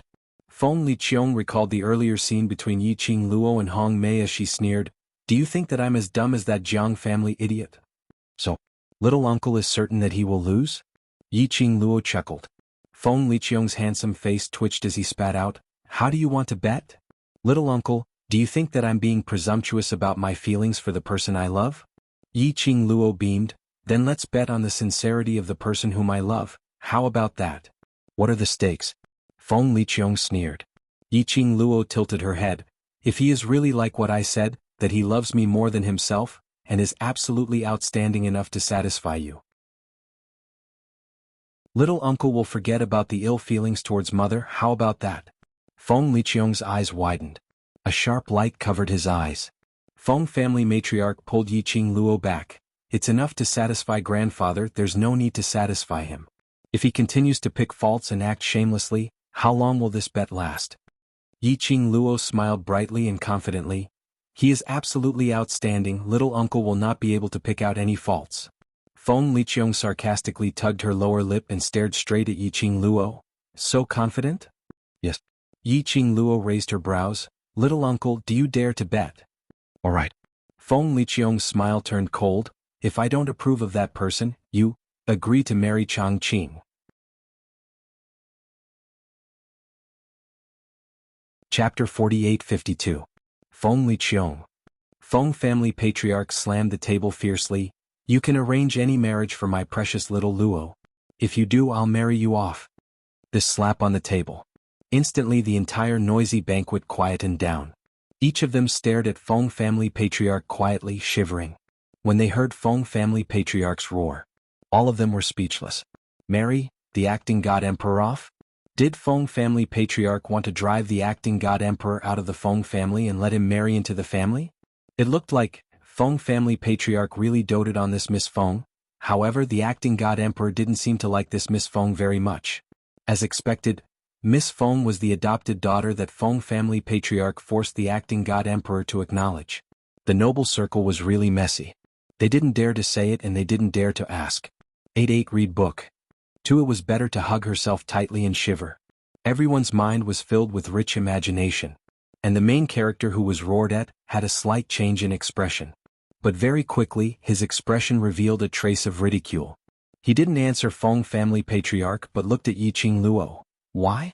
Don't dare? Feng family patriarch was so angry that he grabbed the things on the table and threw them away. Yiqing Luo pressed Feng family patriarch's arm, her long and narrow eyes were glistening. Her pink lips curled up slightly, looking bright and confident. Sure. Little Luo. Feng family patriarch held Yiqing Luo's wrist tightly. If he doesn't want to, he will think of ways to make things difficult for you. Grandfather, believe me. Yiqing Luo smiled gently, her gaze was firm, and believe in my foresight. Feng family patriarch frowned, but looking at his granddaughter's unwavering gaze. He sighed and said, Grandpa will be on your side. Yiqing Luo smiled, I know. She shifted her gaze towards Feng Liqiong, her beautiful eyes rippled. Godfather, don't forget the agreement with me. This is the first agreement between the two of us. Feng Liqiong's pupils constricted for a moment. Immediately, she snorted softly and looked away. If I'm here, I'm afraid father won't be able to hold a proper reunion party for little Luo. He said, I've been resting in bed for a few days. I still have a lot of work to do, so I'll go to the Divine Emperor Palace first. After that, he didn't wait for Patriarch Feng's answer. Then he strode away. Feng family master was furious. Feng Liqiong ran to the banquet hall and wandered around for a bit before leaving. To put it nicely, it was because he valued his adopted daughter, and as soon as he recovered, he rushed to the banquet to accompany his adopted daughter. To put it bluntly, it was the truth. Feng Liqiong had purposely come here to cause trouble. What a scene. Making everyone speculate about Yiqing Luo. He guessed that Feng Liqiong and Miss Feng didn't get along at all. He guessed that Feng Liqiong simply didn't want to acknowledge her as her adopted daughter. It made everyone feel that eldest young Miss Feng Qing Luo's name in the Feng family wasn't proper and it didn't sound right. Feng clan master sat down heavily. If he had acted a little more like he was on Feng Liqiong's side just now, he was afraid that the entire God realm wouldn't put eldest young Miss Feng in their eyes. Grandfather, don't be angry. Yiqing Luo comforted him. If you get sick from anger, who's going to protect me? She intimately leaned her head on Feng clan master's shoulder. I don't care what others think, no matter what they think. I'm still eldest young miss of the Feng family, grandfather's granddaughter. They won't dare to do anything to me. Feng clan master was pacified by Yiqing Luo to the point of helplessness and heartache. If that kid was half as worry-free as you, I wouldn't be so angry. Chapter 48-53. Uncle just has some resentment in his heart. Yiqing Luo smiled. Grandfather, don't need to worry too much. If I didn't have the confidence, I wouldn't have suggested this bet. If Feng Liqiong still cared about Fenggo, the winner would definitely be her. I do have confidence in you, but as for that lad. Feng family's patriarch sighed and looked at Yiqing Luo solemnly. Little Luo, no matter what that lad wants to do, as long as you're not willing, grandfather will definitely stand on your side. Yiqing Luo nodded smilingly. I know, the person grandfather dotes on the most is me. Miss Qing Luo? A resentful voice was heard from the side. Yiqing Luo just turned her head over. She met with a pair of resentful eyes. That pair of demonic phoenix eyes were filled with grievance, and intentionally blinked to act cute. That grievance and resentment were displayed vividly. Yiqing Luo. Jiwuhua, be more normal. You could imagine. A man who could be described as beautiful was wearing a pink robe covered in horse fleas and had a resentful and aggrieved expression on his face? Yiqing Luo accepted her incompetence. She simply wanted to give Ji Wuhua's artificial face a tight slap. Little Luo doesn't have me in her eyes, I feel terrible. Ji Wuhua pursed his lips. What if you lose that bet? Are you really going to marry Chongqing? He stared at Feng Chongqing hatefully, as though he was looking at his enemy who stole his wife. Following that, he covered his face. If only I was the acting God Emperor's disciple, I also want to bring Miss Qing Luo home. Yiqing Luo controlled the urge to smash the wooden chopsticks in her hand towards Ji Wuhua's mouth. I have never lost a bet. I'm really curious, is the man in Miss Qing Luo's heart really that good? Ji Wuhua's face was filled with doubt. As the saying goes, beauty is in the eye of the beholder. Miss Qing Luo, aren't you thinking too highly of your sweetheart? After Ji Wuhua asked this question, the few people on the main seat all looked towards Yiqing Luo. Apparently, they were all very interested in Yiqing Luo's so-called sweetheart. Feng clan master's eyes were also filled with worry. She was also worried that because of the reason why beauty was in the eye of the beholder, it caused Yiqing Luo to overestimate her beloved. What he was more worried about was the current Yiqing Luo, her unwavering trust towards her beloved without any reason. He was too similar to Fenggu in the past. The tragedy of Fenggu. He didn't wish for Yiqing Luo to repeat the same thing. But when he saw Yiqing Luo mentioning her sweetheart, Ming Yao's charming eyes were overflowing with light. It deeply poked the heart of Feng clan mistress. No matter how many instructions and helplessness he had, he swallowed all of them into his stomach. He did not want to hurt his precious grandson's heart. Yiqing Luo naturally understood the reason why her grandfather was worried. Her pink lips curled up slightly. It's really good. Perhaps, it won't be long before he comes looking for me. After today's reunion banquet, as long as Dmo Xian was still in the God realm, he would definitely come looking for her. Don't tell me, he's even better looking than me? Ji Wuhua touched his own face as he asked unwillingly. Yiqing Luo's eyes curved into crescents as she replied honestly, his looks are enough to turn all living things upside down. I'm head over heels in love with that peerless face of his. Ji Wuhua's eyes instantly widened. I don't believe it. How could there be a man who was better looking than him in this world? Cough. Although Red Clear Pavilion's pavilion master, Zhu Wuxia looked rather good looking. Compared to him he was just a little bit weaker.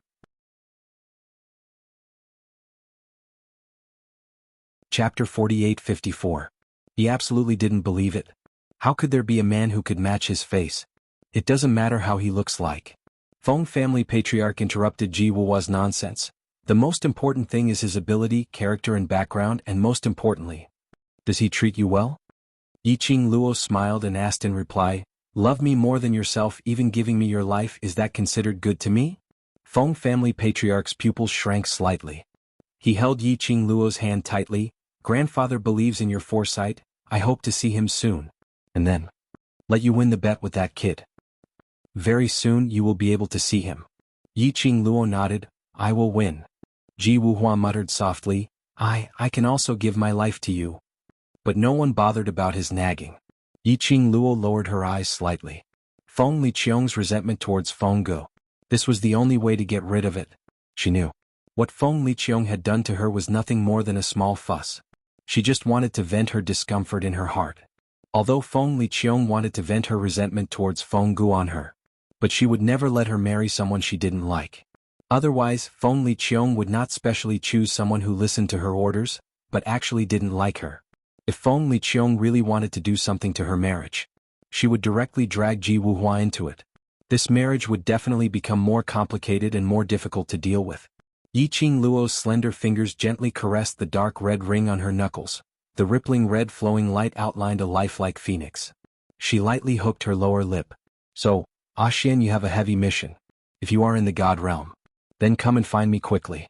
She held the profound phoenix ring, her lips curled into a smile, her gentle expression reflected in Feng family patriarch's eyes. Feng family patriarch sighed softly. On the other side, Ji Wuhua jumped from the topic of fighting for Yiqing Luo to the topic of Feng Liqiong. At this moment she was tugging at Feng Changqing and asking, Changqing, you heartless man. The head of the Feng clan wants to marry off the acting divine emperor, which means that he will marry into another clan. Will you marry off with the acting divine emperor? Feng Changqing. That's simply impossible, okay? How could a man marry? How could the acting god emperor marry into the emperor's family? If you were to marry over with the acting god emperor, then wouldn't I be able to take advantage of the situation and replace you to get engaged to Miss Qing Luo? Ji Wuhua's eyes lit up. Feng Zhangqing grabbed a piece of pastry and stuffed it into his mouth. The acting emperor won't marry into the family, and I won't marry into the family either. Don't let your imagination run wild. The two of them were just having a simple conversation. To be more precise, it was just Ji Wuhua's own imagination. Yiqing Luo suddenly thought of something as she tilted her head to look at Patriarch Feng. Grandfather, little uncle isn't married yet? No. Feng clan master shook his head. Feng Ji's matter is too big a blow to him. He doesn't believe in feelings at all?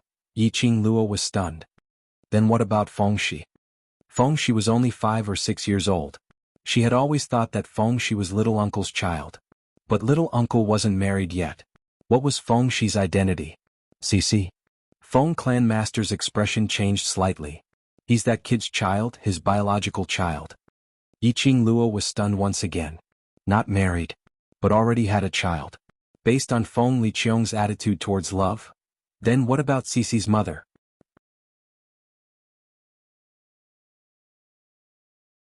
Chapter 48-55. Feng Liqiong didn't believe in women and love. Such a person could have her own biological son? Then the one who got hurt would definitely be the woman. As expected, when Feng Shi's mother was mentioned, Feng family's patriarch's expression changed a little. His eyes were filled with melancholy. He sighed softly. Cici, it was just an accident. Accident? Yiqing Luo was puzzled. Why did you say it was an accident? Because even that kid doesn't know who Cici's biological mother is. Feng family's patriarch looked at Feng Shi, who was playing around with the maids. He gave a simple explanation of the situation, which was, Feng Liqiong fell into an accident and was schemed against. Feng Liqiong stayed awake and quickly escaped from the place where he was schemed against. But he broke into another room. And then, it was the next morning. When Feng Liqiong woke up, he was the only one in the room, as well as a symbol of a woman's purity and a tassel hairpin. After that, Feng Liqiong flew into a rage and settled the forces who schemed against him with a thunderous force. The mermaids tripped to the supernatural island. He also sent people to look for the woman in that room. Of course, Feng Liqiong didn't look for that woman to take responsibility. But he felt that the woman was in cahoots with the forces who schemed against him. He wanted to find the person and kill them all. But no matter how he searched the entire God realm, he couldn't find that woman. After that, this matter slowly faded away. Feng Liqiong had long forgotten what happened that night. After listening to her grandfather's story, Yiqing Luo was speechless. What kind of godly plot development was this? It was simply melodramatic to the extreme. She felt like she was watching, overbearing president falls in love with me. She didn't expect her uncle to have such a melodramatic experience. Yiqing Luo suppressed the ridicule in her heart and continued to ask. Then, what happened to Cici? Feng family's patriarch's gaze gradually drifted as he fell into memories. It was a few years ago when Granny Feng heard a baby crying outside the Feng residence. Generally speaking, no one dared to let a baby out of the Feng residence. The Feng residence wouldn't take it in or find a good place for it. But it happened. Not only did Master Feng not leave the baby, but she also took the initiative to rush to the door and held him in her arms. Because there was a thumb ring on the baby's body. Sword Chi Cloud Pavilion. It was a white jade thumb ring carved with an exquisite totem. It was a thumb ring with the word Feng engraved inside. This thumb ring belonged to Feng Liqiong. This thumb ring was the one Feng Liqiong had lost the night she was schemed against. Patriarch Feng brought the infant back to the Feng mansion. Of course, Patriarch Feng would not believe that this baby had anything to do with Feng Liqiong. After all, thousands of years had passed. Even if the woman that night was really pregnant, it was impossible for it to be a baby. Carry it back. He just wanted to know. What was the other party's motive? However, he still had his doubts. In the end, Patriarch Feng used a spell to verify the relationship between the baby and Feng Liqiong. The infant was indeed Feng Liqiong's son. The same blood flowing in his veins was his biological son. This result shocked everyone in the Feng family. Feng Liqiong did not believe it at all. She was certain that this was all part of the enemy's plan, to make a move on the Feng family. However, the result of Patriarch Feng's spell was an indisputable fact. Feng Liqiong was unwilling to admit it. But she couldn't deny this blood relationship. Patriarch Feng raised him in the Feng residence. Friends who are reading, you can search for Blue, and you will be able to find this site in the first instance. Waste 7th Young Miss, Overlord, be gentle with your love. Chapter 48-56. Feng Liqiong seldom returned to the Feng residence. Feng Shi had been living in the Feng residence with the identity of a young master.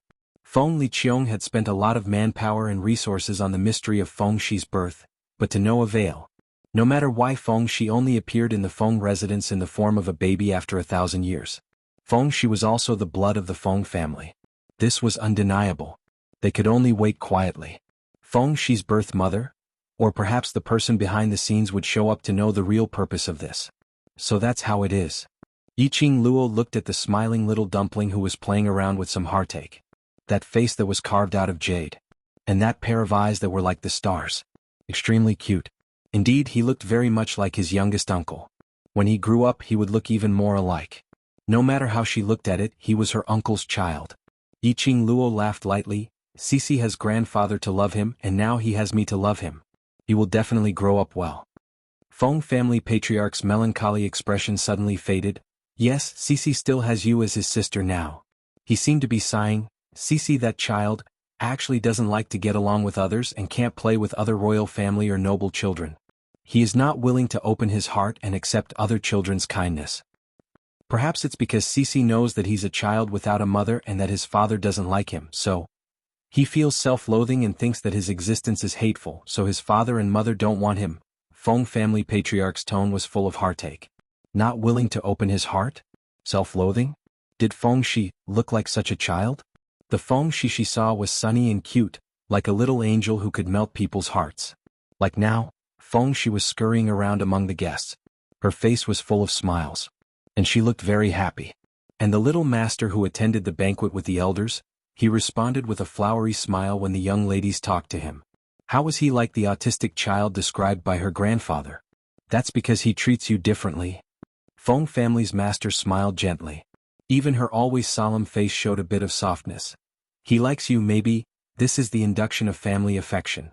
Yiqing Luo picked up a piece of soft pastry and passed it to Patriarch Feng's mouth. In the future with me around, Cici will definitely be as cheerful and lively as today. Just as he was speaking, Granny Feng had already returned. Yiqing Luo found an excuse to leave. Where did Jiang Hongmei go? She asked Feng Pa. Granny Feng lowered her voice and said, Miss Jiang seems to be in a bad mood and very angry. She has been very irritable along the way. She would scold all the maids she met on the way. After that, she went to the garden and threw stones into the pond. This old servant watched from the side for a while and heard her scolding young miss, while venting her emotions. Granny Feng's voice sounded a little careful as she looked at Yiqing Luo's expression. Seeing that there was no change in Yiqing Luo's expression, she continued, this old servant watched for a while and saw that Miss Jiang seemed to be in a bad mood and wanted to vent her emotions, so I left someone to wait there. This old servant came back to report to young Mississippi. Yiqing Luo raised her brows. Was it that simple? She had thought that Hong Mei was playing some other tricks. But, based on the bet between her and Hong Mei, if Hong Mei had any brains she wouldn't create any trouble at this juncture.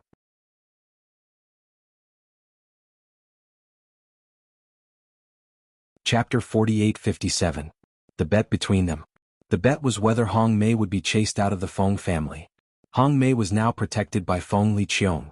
If she were to do anything out of line, even if Feng Liqiong appeared again, there was no way to save her.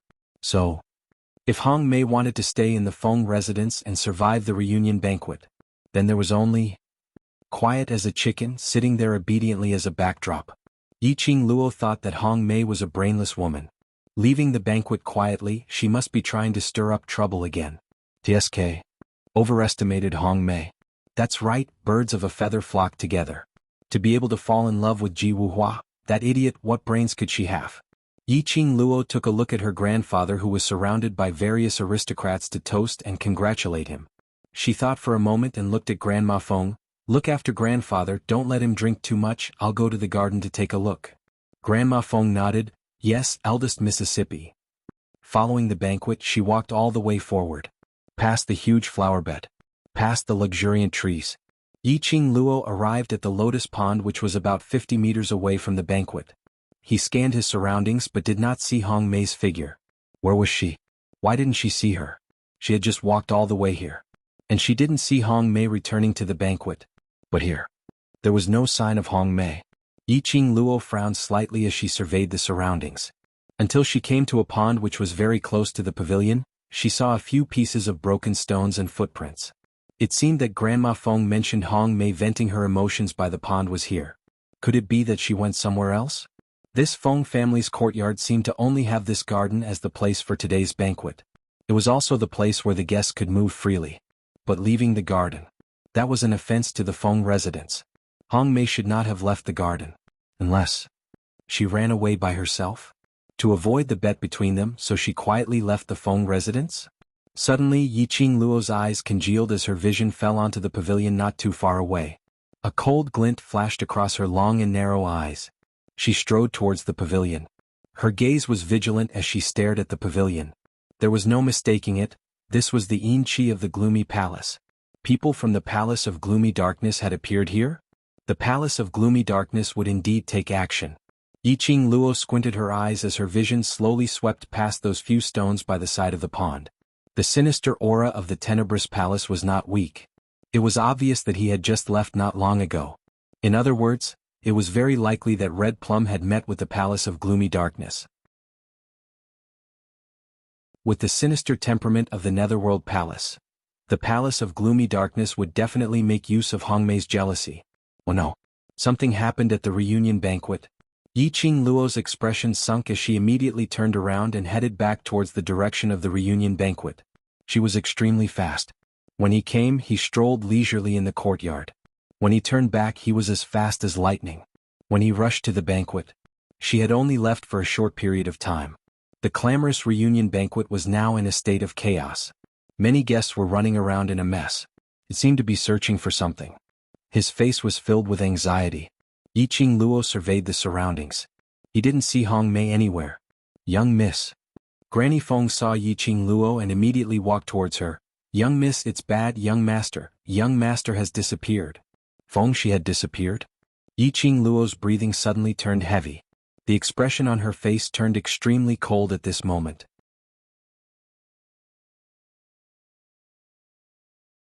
Chapter 48-58. What happened?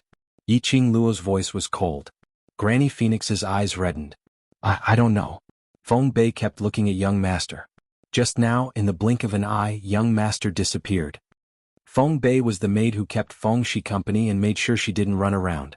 Yiqing Luo's slender fingers clenched tightly. What's the exact situation? Let her come over and explain it to me clearly. Soon Feng Bei was brought up. Feng Bei described the situation just now in a concise and comprehensive manner, but every single sentence was important. Feng Shi was happy today. It was also rare for him to be willing to play around in front of so many guests, as lively and cheerful as someone his age should be. That's Feng Bei let Feng Shi be. Feng Bei himself was happy to see young master so happy. So he followed him. The other young masters and young ladies came to invite Feng Shi to play together. Feng Shi was a little scared at first, but she was obviously eager to play with those kids. Feng Bei said a few words of encouragement. Feng Shi had shut herself away for a long time and didn't have the courage. And because the atmosphere there was extremely lively. And he was alone, so his mood also became low. He sat on the grass and stared blankly. Feng Bei tried to persuade her, but Feng Shi didn't respond. He decided to take Feng Shi to look for Yiqing Luo. Only this Miss Feng could make the young master reveal a smile again. Feng Bei was about to take them away. A cute young lady walked towards them with a stack of pastries in her hands. She stretched out her fair and tender hand to Feng Shi passionately. His daughter was very pretty. She seemed to be able to melt ice when she smiled. Perhaps the little missy's smile was too warm. Or maybe Feng Shi had been lonely for too long. Slowly, he put his hand into the young lady's hand. She said, "I'll take you with me to play with them." Then she pulled Feng Shi towards the guests at the banquet. A kid. Another cute and well-behaved kid. And a kid who took the initiative to care about her young master and give him warmth. Feng Bei naturally wasn't on guard. He followed the two kids who were holding hands and walked over. Just when they reached the banquet, someone stood up and bumped into Feng Bei. It was this collision that caused the heavenly palace to tremble. When Feng Bei looked up again, the young lady and young master disappeared from his sight. Yiqing Luo listened quietly. Under the scorching sun, her long and narrow eyes flickered with a gloomy coldness. Deep in her charming eyes, a cold light slowly rippled. "Which family does that little girl belong to?" she asked in a cold voice. Immediately, a Feng family guard brought a couple over. Beside the couple was a little girl who was so scared that her eyes were blurred with tears. The little girl's eyes were filled with tears, and she was holding a sparkling and translucent jade stone in her hand that was flickering with a dazzling light.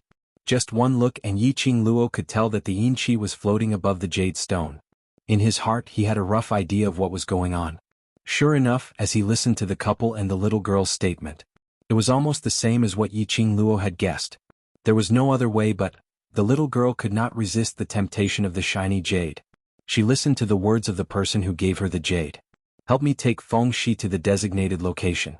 Children were the easiest to make people let their guard down. Yiqing Luo's eyes flashed with a trace of sharpness as she stared at the little girl.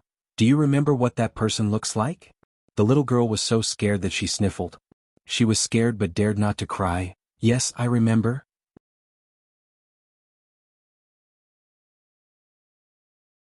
Chapter 48-59. The children of the aristocrats were all trained by the family from the time they could remember. Although they were afraid of Yiqing Luo's questioning, their minds were still clear. Young Miss replied in a trembling voice, that one just now. Sister Yiqing Luo's eyes turned cold but her pink lips were frivolous. Jianghu, that smile. It was extremely cold, as if it contained a murderous aura. When Yiqing Luo said the 3 words Jianghu, Mr. and Mrs. Jiang were so shocked that they immediately stood up. Miss Feng, how could it be Hongmei? She was reprimanded by us just now and is reflecting on her mistakes. It's absolutely impossible for her to kidnap young Master Feng Shi. There were several aristocrats with the surname Jiang here. Sis, she doesn't necessarily represent Jiang Hongmei. The young lady's words shattered his fantasy. It's that sister, the sister who bullied Sister Feng just now. Nonsense. The Jiang couple stared at young Miss. At such a young age, you know how to talk nonsense and slander Hongmei. Patriarch Jiang, young Mrs. Parents immediately blocked in front of her indignantly. Whether it's slander or not, you know it clearly in your heart. What do I know? Patriarch Jiang's face sunk as he sneered. Don't tell me that the Luo family kidnapped young Master Feng Shi to make use of the little conflict between Hongmei and Miss Feng to slander Hongmei? He seemed to have seen through the other party's plot as he laughed loudly. What a good move you made, you even used your own daughter. Both sides were ready to fight. They were almost about to fight each other. What a joke. Who was willing to implicate themselves in this matter? No one was willing to admit it. The two of them were arguing with each other, which made Yiqing Luo's expression even colder. The aura around them became extremely terrifying. Shut up. Her tone was already full of impatience. I'm not interested in listening to your argument. If anything happens to Feng Shi, She paused and suddenly looked up. Her long and narrow eyes were filled with a cold glint, like a sharp blade. As if it could scrape everyone's heart. It was so cold. It was suffocating. Feng Qing Luo will represent the Feng family to bury the both of your families. Her words were cold, and her beautiful face, which looked like it was covered by ice, was filled with a biting cold killing intent. The young lady's words were sonorous and forceful, causing everyone's hearts to tremble. They suddenly felt their hearts skip a beat. The two aristocratic patriarchs who were arguing endlessly looked at Yiqing Luo with an ugly expression. Patriarch Jiang clenched his fists. He only felt that this girl, relying on her identity as a miss of the Feng family, really thought that she was someone important. She was just an adopted daughter, who wasn't loved by the acting god emperor. To represent the Feng family. To indulge in fantasy, that was what the Jiang clan lord thought. On the other side, the girl's cold sneer had reached their ears. Whether I can represent the Feng family, you can try. He threw down this sentence. The girl fixed her gaze on the young lady. Which direction did Jiang Hongmei take Feng Shi in? The young mistress pointed out the direction subconsciously. In the next instant, the young girl's figure had already disappeared from everyone's sight. There was an uproar at the banquet. The Jiang and Luo families' patriarchs stared darkly at the direction where Yiqing Luo had left. Thinking of the young lady's arrogant and unscrupulous words to threaten them. They only felt that the face of the aristocratic family had been thrown away at this moment. The end of this chapter. Waste 7th Miss. Overlord, please be gentler.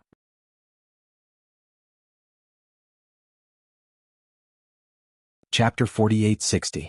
Then he looked at Feng Family Master. Feng Family Master, it's a good thing that Miss Feng can become your granddaughter, but Miss Feng is young and impetuous. She always talks about the Feng family. If someone catches this, I'm afraid it will be bad for the Feng family's reputation. When the solemn and cold old man heard this, his eyes were filled with a strong sense of dignity, and he was not angry. His cold eyes looked at the two family heads in front of him. Every word he said was bone-chilling.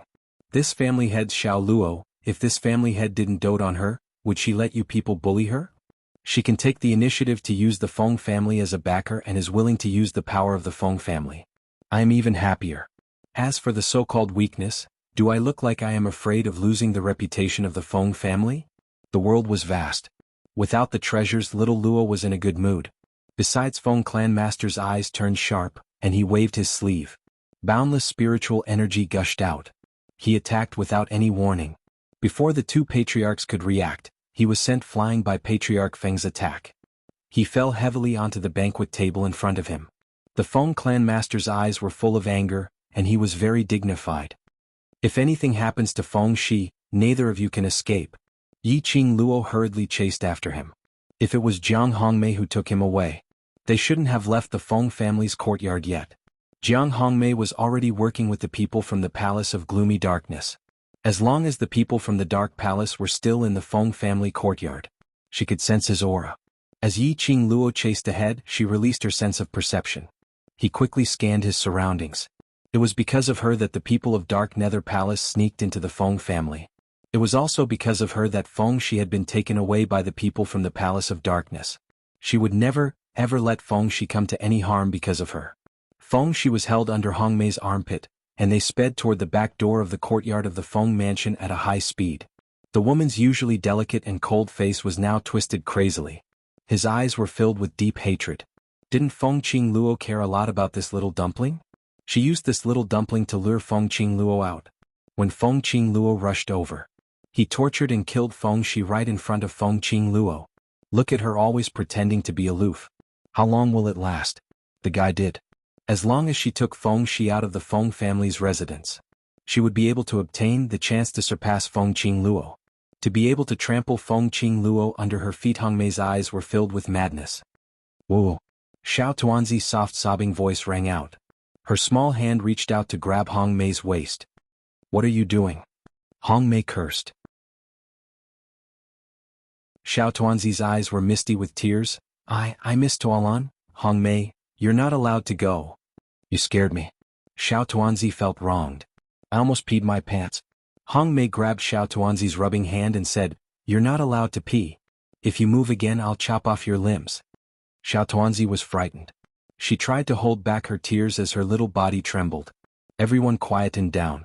Hongmei prepared to continue on her journey. He heard Xiao Tuanzi's small voice saying, I can't hold it in anymore. I want to pee on myself. Hongmei, piss on her, piss on her. About the time it takes for half an incense stick to burn later. Xiao Tuanzi stood in the forest and peed. Hongmei turned to the side and looked ahead, suppressing her anger as she waited for little dumpling. It took a long time. Until Hongmei was full of impatience. Are you done? The sound of water was still there. But there was no one's voice. At the end of this chapter, Wastrel 7th Miss. Overlord, please be gentle.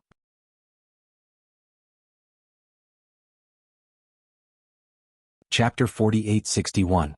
Hongmei realized something was wrong. She immediately turned around and looked in Feng Shi's direction. However, the place where Feng Shi was just now was no longer where the little figure was. The sound of falling into the water was made by Feng Shi with the water tank nearby. That brat. How dare he trick her? Hongmei's face darkened. None of the Feng family members were good. Even this 5-year-old child. He was so disgusting that she wanted to strangle him. Hongmei gritted his teeth. He suddenly looked behind the straw shed not far from the water tank. Vaguely, he heard the sound of withered grass being stepped on. Hongmei's eyes lit up and he lunged at her with a grim smile. Feng Shi, you'd better not let me catch you. Otherwise I'll make you beg for death. He had been discovered. Feng Shi curled up in the haystack of the straw shed. The smelly and yellow withered grass covered Xiao Tuanzi's small body tightly. He was even breathing carefully. But Hongmei had still found him. Feng Shi heard the woman's footsteps getting closer and closer. His heart was beating so fast that he was about to faint. After all, he was just a little girl who had never been stimulated like this. His slightly red eyes were full of confusion and helplessness. The footsteps were getting closer and closer to the haystack. It seemed to have locked onto him. It stopped right in front of him. The atmosphere was very depressing. It had only been a moment. But Feng Shi felt that it had been a long time. The hand reached toward the haystack. Feng Shi hugged himself tightly. He had made up his mind. Once the haystack was pulled away, he would attack with all his strength. Even if he couldn't hurt Hongmei, he could create a fluctuation of qi to attract the fairy sister and grandpa. The haystack was pulled away. The light shone on Feng Shi again. Feng Shi cried out in surprise. She gathered the cultivation that she had just cultivated and launched an attack forward. Pa-da! The person in front of her just raised her finger slightly and flicked it in the air. Feng Shi's dark light scattered in the air. Cici, the girl's gentle and pleasant voice came to his ears. A pair of soft hands bent down and pulled Feng Shi into an embrace. Feng Shi seemed to be struck dumb as she stared blankly at this. He was like a god descending from the heavens. The pair of warm hands was like the scorching sun, calming his entire body and mind. "Sorry I'm late." The girl gently touched Feng Shi's cheek with her fingertips. Xiao Tuanzi's face turned cold. His body was drenched in cold sweat. It was obvious that he was quite frightened just now. A cold glint flashed past Yiqing Luo's eyes. He raised his gaze and focused on Hong Mei, who was standing at the back of the straw hut, her eyes filled with shock. The moment Yiqing Luo's vision touched the red plum blossom, Hong Mei seemed to be greatly agitated as he roared hoarsely, How did you find this place? How is this possible?" She had clearly avoided everyone's eyes and ears. She quietly found the most remote path and went to the backyard to leave the Feng family's courtyard. How did Yiqing Luo know that she was here with Feng Shi? And it was so accurate. Yiqing Luo's pink lips curled up coldly. The coldness in her eyes was like a sharp blade. "There is a very unpleasant smell on you?" Hong Mei's heart skipped a beat. She only felt that the girl's eyes seemed to penetrate her body and directly into her soul.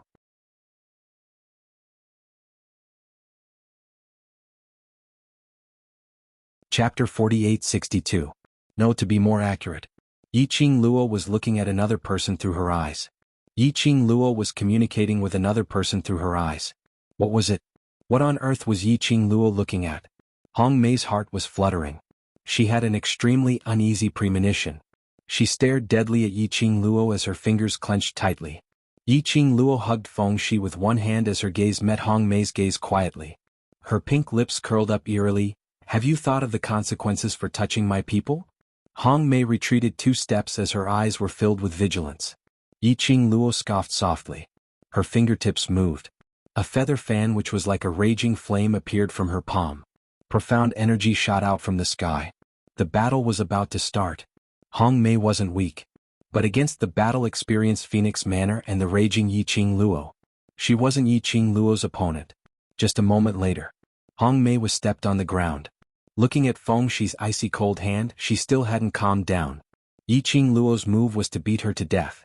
Until Hong Mei couldn't take care of herself. Just at this moment, the entire secluded backyard fell. Suddenly, a violent hurricane rose up. Like a Yin Qi weaved a huge net enveloping the entire space. Shortly after, a person shrouded in a black robe descended from the sky. That man's black robe was dragged on the ground. He took a look. It was a man. "Useless trash, I asked you to bring a child to look for me, but you can't even do such a small thing." The moment the black-robed man opened his mouth, it was as though his surroundings were plated with a layer of sinister cold air. The strong wind blew his black robe, making a loud fluttering sound. Hong Mei's expression changed slightly when she saw that man. As though she was afraid. As though she was unwilling. But she was filled with malevolence and arrogance. Why did it disappear in an instant? Yiqing Luo's eyes narrowed as she sized up the black-robed man. She raised her brows casually. "Who are you?" "People from the secluded palace, everyone calls me Master Yin." The black-robed man didn't intend to hide. Because the next sentence, he was extremely arrogant. He said, "Remember this, the name that kills you." Yiqing Luo gave a light laugh. "There are quite a number of people in secluded darkness palace who like to be arrogant in front of me, but now, the grass on their graves is already 10 feet tall." She tilted her head and stroked Feng Shi's head with her small hand to comfort her. At the same time she looked at the black-robed man calmly and said, "I think you'll be one of those graves. I can give it a try." The black-robed man revealed his teeth and smiled confidently. The black-robed man in front of him. The aura surrounding him was indeed extremely powerful and majestic. When that kind of terrifying power exploded outwards, Feng Shi did not look too good. His face was strangely pale. Yiqing Luo injected profound energy into Feng Shi's body to prevent her from suffocating from the pressure. This person from the Dark Palace. She wanted to try it out. However, Feng Shi was present at the moment. She couldn't go all out and fight with the black-robed man. Most importantly, with her understanding of the Palace of Gloomy Shadows. The appearance of this black-robed man. It must be accompanied by some kind of conspiracy. Otherwise, it was impossible for the people from the Palace of Gloomy Shadows to appear. Ever since she came to the God Realm. But the Palace of Gloomy Shadows remained silent without any movement. When she was in the lower realm, The matter of being brought to the God realm by the Divine Guard squad. It caused a huge uproar. How could the people from the Palace of Gloomy Shadows not know about it?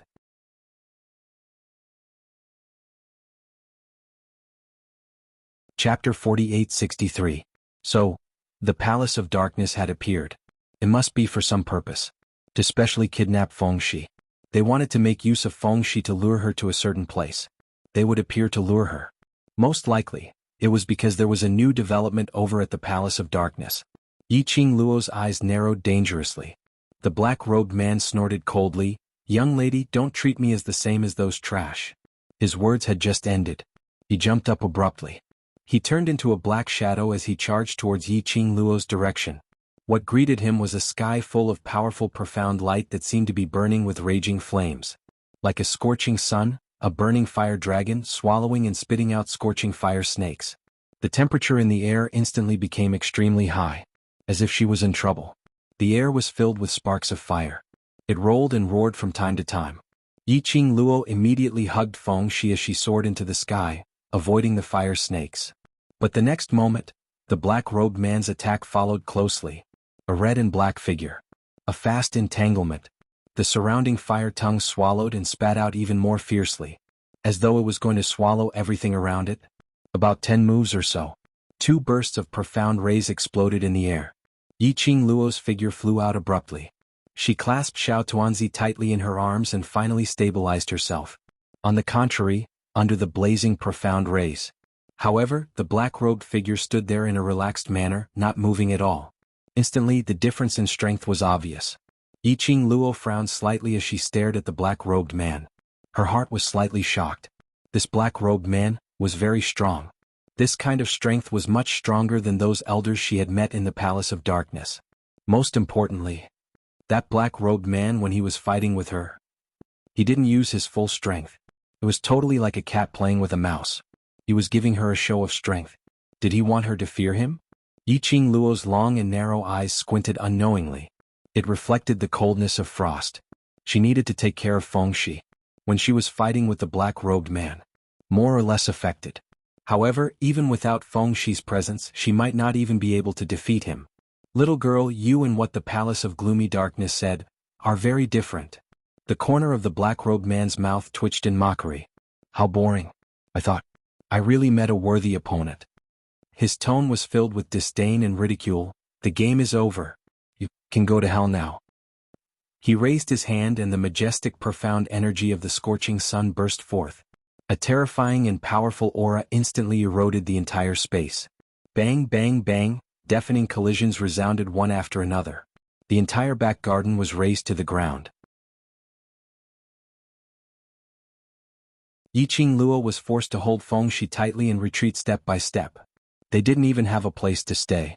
However, there was a huge commotion here. It quickly attracted the attention of the others. Soon, a lot of shouting and clamoring could be heard. Footsteps were heard hurriedly rushing towards Yiqing Luo. The black-robed man looked in the direction of the banquet and sighed in disappointment. I actually forgot to set up a barrier and was discovered by that group of people. But, the black-robed man suddenly raised his head. Under the black robe, a pair of sinister and chilly eyes were revealed. Like a cold pond, it met Yiqing Luo's gaze. Before they rush over, I can still take your life. His speed suddenly increased.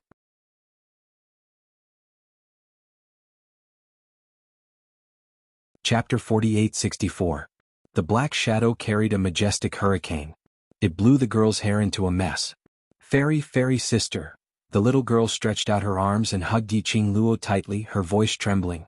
Xiao Tuanzi looked at Hong Mei and the black-robed man not far away. Her little body was shivering. Yiqing Luo caressed her head and comforted her. Don't be afraid, I'm here. Her charming eyes were sharp as she held her tightly in her arms. Sisi, hold me tight. Fengxi's little hands immediately hugged Yiqing Luo tightly. At the same time, the black-robed man's hand stretched out towards her. That hand was like an eagle's claw. Under the illumination of the dazzling profound light, his sharp nails flickered with a cold glint. Yiqing Luo's fingers suddenly lifted up. The feather fan rolled wildly and the wind blade was like a hot knife through butter. It blocked the black-robed man's attack. Then her fingertips moved. The rolling wave turned into a sharp blade and cut towards the black-robed man's wrist. At this moment, She felt a chill on her cheek. Then, the person in his arms seemed to be violently pulled by something. A powerful force grabbed Feng Shi and lifted her up abruptly. Yiqing Luo's expression suddenly changed.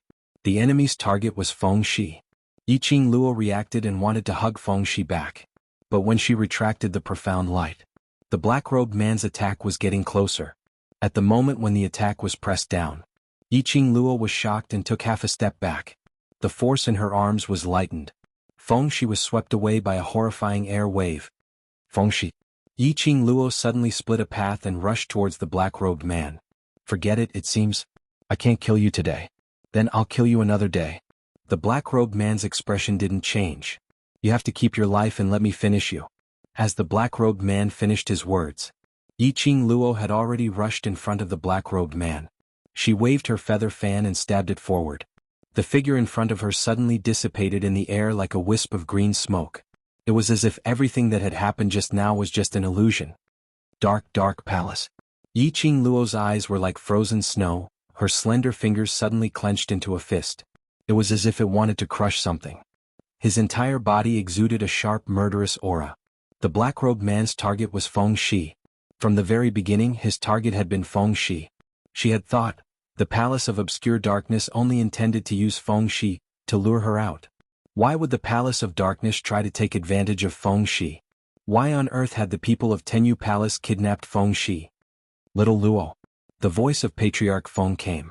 He was followed by a large group of nobles. Feng family master walked forward quickly. Where is Cici? Have you found Cici? Yiqing Luo was just about to open her mouth. Someone nearby exclaimed, Isn't that Miss Jiang? Jiang Hongmei? How did she get beaten up like this? Didn't Miss Feng say that young Master Feng was taken away by Miss Jiang? Now that Miss Jiang is here, she can definitely find young Master Xiao Xiao. Hongmei. The Jiang couple immediately went forward and hugged the battered Hongmei. Where on earth did you go to? How did you get yourself into this state? And did you take young Master Feng away? A barrage of questions. But there wasn't a single word of concern. Jiang Hongmei's heart was stabbed fiercely. Especially when she saw Patriarch Feng holding Yiqing Luo's hand, full of worry and concern.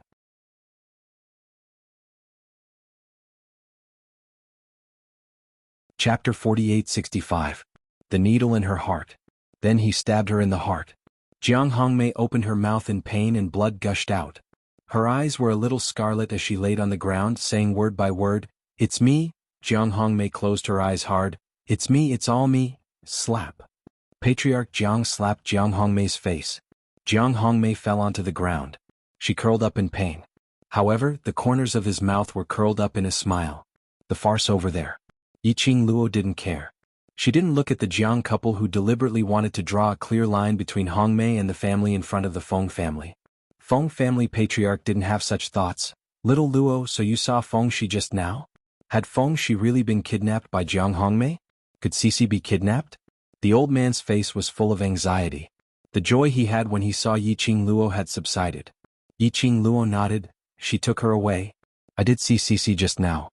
She lowered her eyes as her long and thick eyelashes fluttered gently. Her eyes were cold and filled with killing intent. I'm sorry, grandfather, I couldn't protect Cici. In front of her eyes. Kidnapped Feng Shi. And she couldn't do anything about it. She didn't even know the whereabouts of the other party. The last trace of hope on the old man's face had completely collapsed. He looked at Yiqing Luo with a dull look. Cici, he was taken away.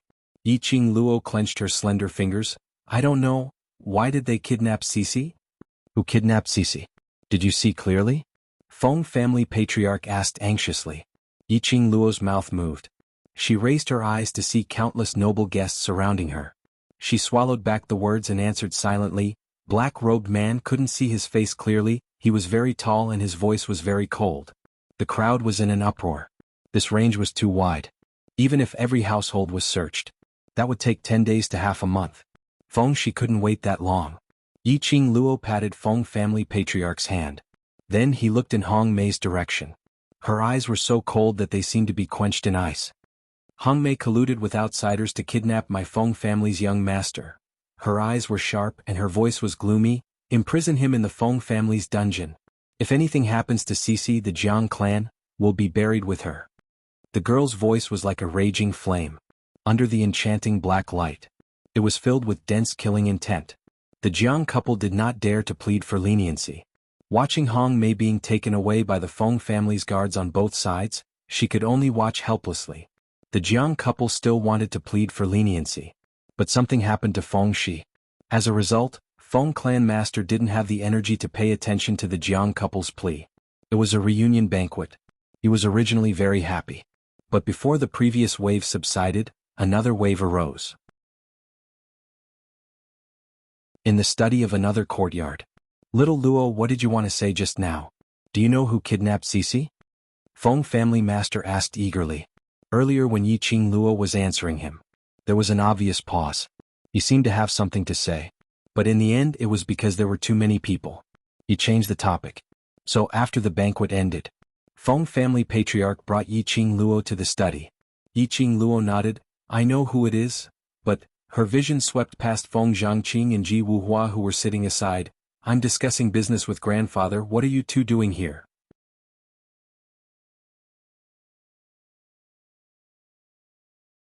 Chapter 4866. To help you save Cici, of course. Ji Wuhua clenched his fists. Don't worry. I'll definitely help you bring Feng Shi back. He clenched his fist and said excitedly, this is my first time helping my goddess. Feng Zhangqing said, young master is the son of the acting divine emperor. Yiqing Luo. His gaze shifted and landed on the red-clothed man in the corner, who was holding a teacup and drinking tea leisurely. Her shimmering eyes narrowed slightly. It's one thing for the two of them to be here, but why? Are you here as well? Sitting in the corner, he was expressionless, a solemn and cold person. Who else could it be but Zhu Wuxing? Zhu Wuxing calmly raised his eyes, his burning gaze focused on her eyes. I'm worried about you. Yiqing Luo's brows furrowed slightly. I don't have the time to correct the fact that we have nothing to do with each other. You don't need to bother about my matters. After that, she paused for a moment before her pink lips curled into a cold smile. You should have guessed that Cici was beaten up by some power. Yes. Zhu Wuxing's answer was straightforward and decisive. Yiqing Luo laughed. So what are you doing here? You want to be a spy? Yiqing Luo. Zhu Wuxin stared at the young lady's familiar yet foreign face. The face was not the face in his memory. But Yiqing Luo's aura could not be concealed. He stared intensely at Yiqing Luo, as though he wanted to carve Yiqing Luo deep into his heart. I told you I won't do anything to hurt you. He paused and added, I care about you. Yiqing Luo still wanted to say something. Feng clan master had anxiously interrupted the two people's words. What force are you talking about? Who are these people that dare to kidnap Cici? Yiqing Luo retracted her gaze from Zhu Wuxin as she replied, Dark, serene palace. Feng clan master was taken aback. The name of this force. Yiqing Luo had mentioned it before. However, he had never heard of such a power in the god world. Previously after Yiqing Luo mentioned it.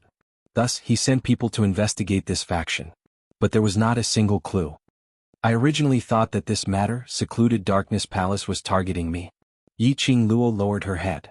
It's not your fault. Feng family master's eyes were burning with anger and majesty. That Umbra palace is obviously targeting our Feng family. What kind of inferior force dares to touch our Feng family repeatedly? Do you really think that you won't fail if you hide well? Yiqing Luo's eyes sunk. Ever since I was in the lower realm, the palace of secluded darkness has been entangled with me all the way, I think. They already knew my identity. Her voice paused slightly. Her slender fingers were tightly knitted together. There was a trace of coldness in his eyes. The purpose of the palace of tenebrous shadows. She glanced at Feng Zhangqing. I wasn't clear about it before, but now. I'm guessing that the Palace of Tenebrous Shadows is after the treasure of the Feng clan. The so-called treasures of the Feng family. The legend was almost mystical.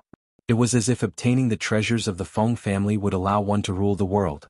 Even Feng Liqiong, a member of the Feng family, couldn't help but want it. Not to mention the others. The Palace of Darkness schemed and schemed. His every move was as fierce as a tiger. He even tried to control her. If all her guesses were true, that meant that the people of the Palace of Darkness were extremely clear about the matters of the Emperor of God thousands of years ago, so they would have the same feeling as Feng Liqiong, the so-called treasure of the Feng family. On her, Feng Ji's daughter.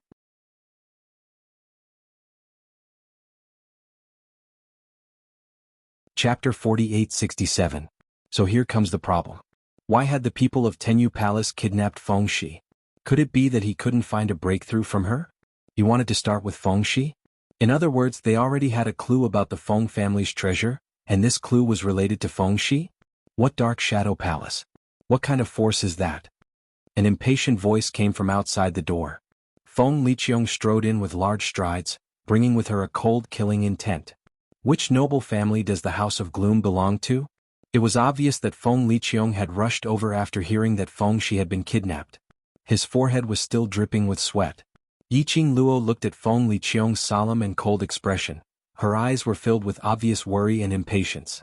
From the looks of it, it didn't seem like what Grandpa had said. He didn't seem to care about Feng Shi at all. After all, this was his biological son. I've looked into it.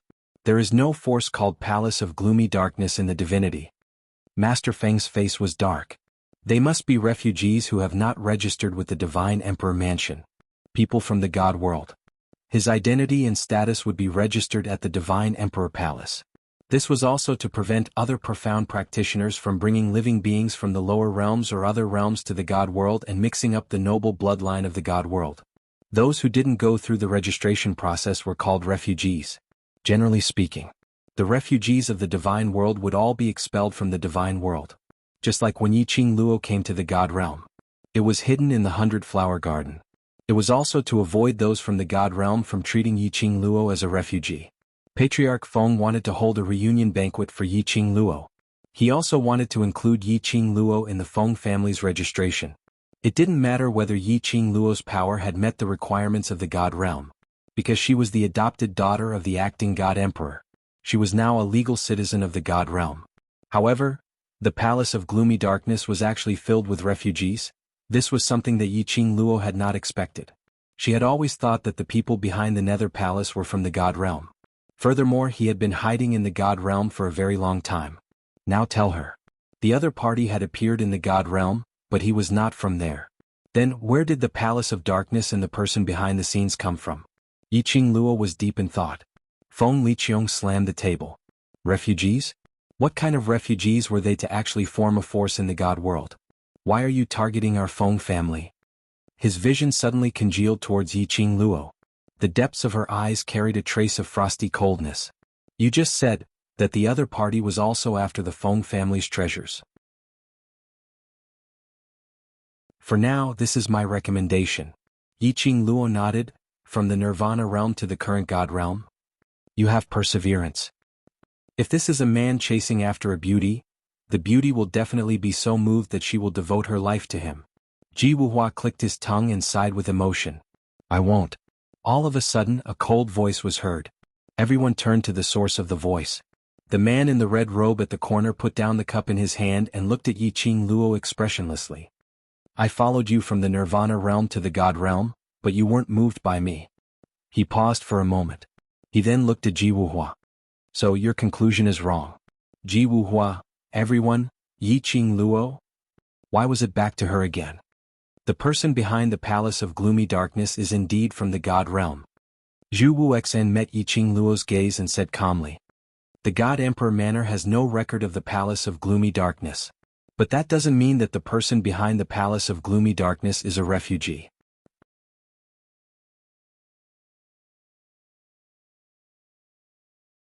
Chapter 4868. I followed you from Nirvana realm to God realm, but you weren't moved by me. His words paused slightly. He looked at Ji Wuhua again. So, your conclusion is wrong. Ji Wuhua. Everyone. Yiqing Luo? Why was it back to her again? The mastermind behind the Gloomy Palace is indeed from God realm. Zhu Wuxia met Yiqing Luo's gaze and said calmly, God Emperor Manor has no record of the Gloomy Palace, but that doesn't mean that the mastermind is a refugee. Zhu Wuxian's words made the few of them look towards him. The red-robed ink-haired man's expression was calm and cold. Only when he looked at Yiqing Luo, his eyes were filled with burning emotions. So intense that it made Feng family's patriarch avert his gaze unnaturally. Yiqing Luo didn't respond to Zhu Wuxian's gaze. She only glanced at him faintly and looked towards Feng family's patriarch. What he said isn't without reason. After all, Red Clear Pavilion's pavilion master was once a partner of the Gloomy Palace. There's a possibility that He even knows who the mastermind behind the gloomy palace is. Partner? Red Clear Pavilion's pavilion master had once worked with the gloomy palace. What kind of powerhouse is the other party, even the Red Clear Pavilion's pavilion master? Would work with him? Feng family's patriarch and Feng Liqiong's expressions changed slightly as they looked at Zhu Wu Xian with a questioning gaze. Zhu Wu Xian frowned slightly, as though he was unhappy with their gazes. But his expression didn't change at all as he replied calmly, I have long cut off all relations with the gloomy palace. His gaze was like a torch as he stared at Yiqing Luo. I said before, I will absolutely not do anything that will hurt you. It was a sincere and intense confession, which made Feng family's patriarch and Feng Liqiong feel awkward. The atmosphere became extremely strange. They only wanted to find out what kind of powerhouse the gloomy palace was. But Zhu Wuxian seemed as though he couldn't see their existence. He had completely ignored them. Just as Feng Liqiong couldn't suppress the impatience in her heart and was about to explode, Zhu Wuxian expressionlessly looked towards their direction. His clear black eyes were filled with coldness. He calmly looked at the two of them and replied, We've worked together before, but we've never seen each other's faces or fought against each other. He paused for a moment before continuing, The other party is very strong. That cold and indifferent attitude, and that concise and comprehensive explanation. Evidently Zhu Wuxin really didn't want to bother with them. It was only on account that they were Yiqing Luo's relatives. He answered them reluctantly. However, to be able to make the pavilion master of the Red Clear Pavilion say the word, very strong. The other party, was truly powerful. Feng Liqiong waved her sleeve. A ghostly voice came from the darkness. He then knelt respectfully in front of Feng Liqiong. Go, investigate the situation of the nobles and the stronger profound practitioners as soon as possible. Feng Liqiong ordered. Yes. The Shadow Guard accepted the order. Regarding the investigation of the Palace of Darkness, he could only wait for the results of the investigation. Only then would he know where Feng Shi had been taken. Feng Liqiong left in a hurry. Yiqing Luo comforted Patriarch Feng with a few words and asked Granny Feng to support him back to the room to rest. She then got up and left the main hall. Zhu Wuxian followed closely behind as he walked forward. Hey, why are you following my goddess for? My goddess is mine. Ji Wuhua instantly stood up and chased after him. You're tuning in to the Han Li's Wuxia Adventures YouTube channel. We're so grateful for your support and don't forget to subscribe to join us on this incredible journey through captivating stories. Your generosity through donations truly makes a world of difference, as it's the primary source of revenue that allows me to expand and enhance this channel for you. Thank you from the bottom of my heart for being a part of this adventure.